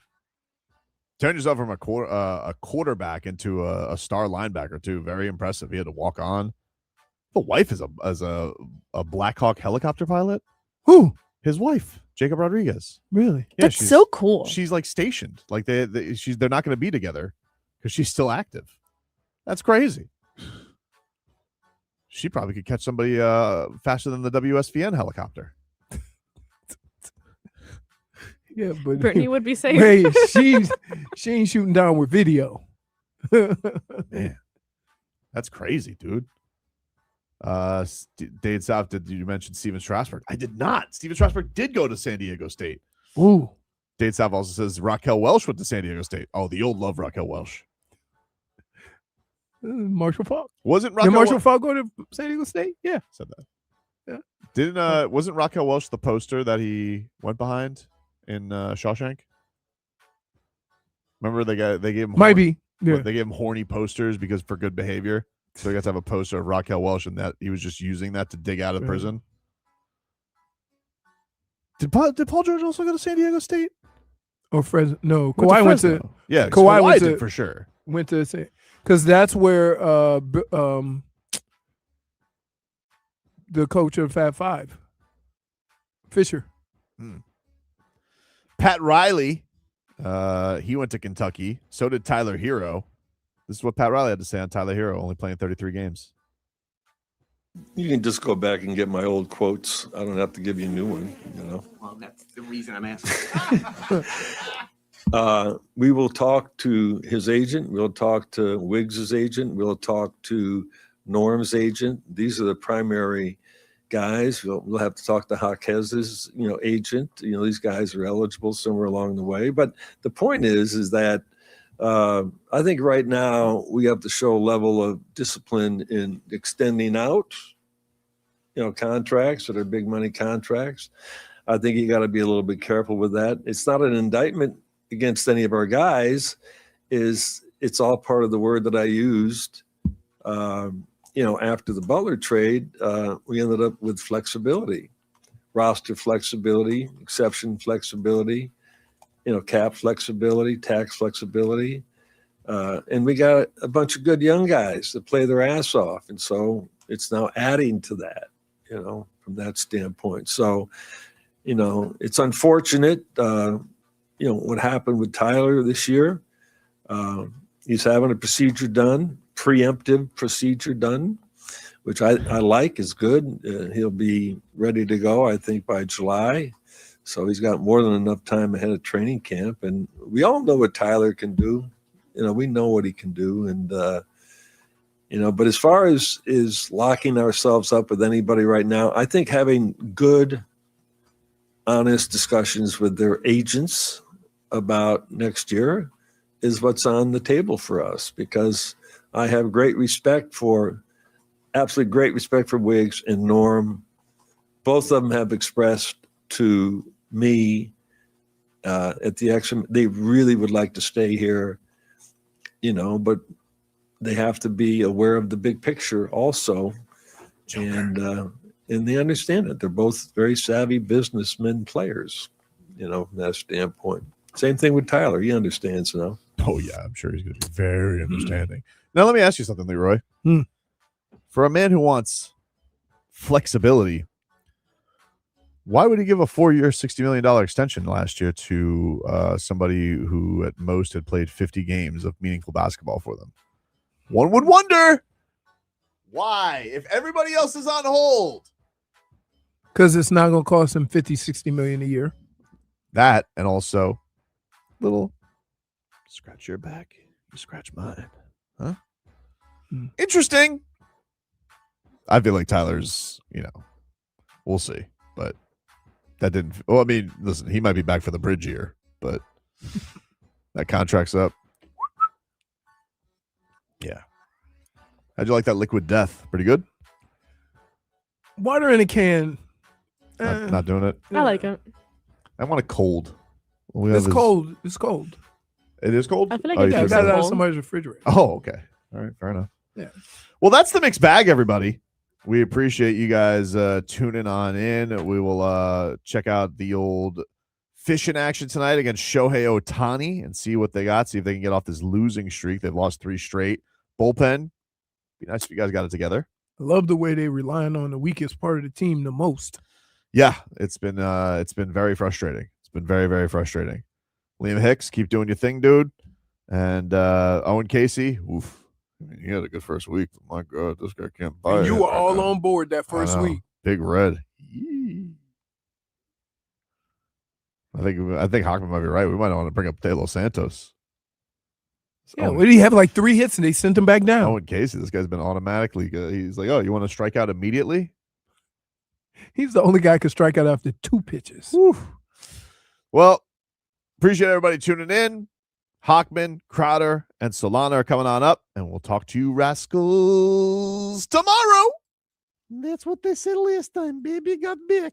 And then all of a sudden, what happened? Little in the middle, but she got money. We don't tickle ourselves. Maybe not you. Ribbit. Goodbye, loser.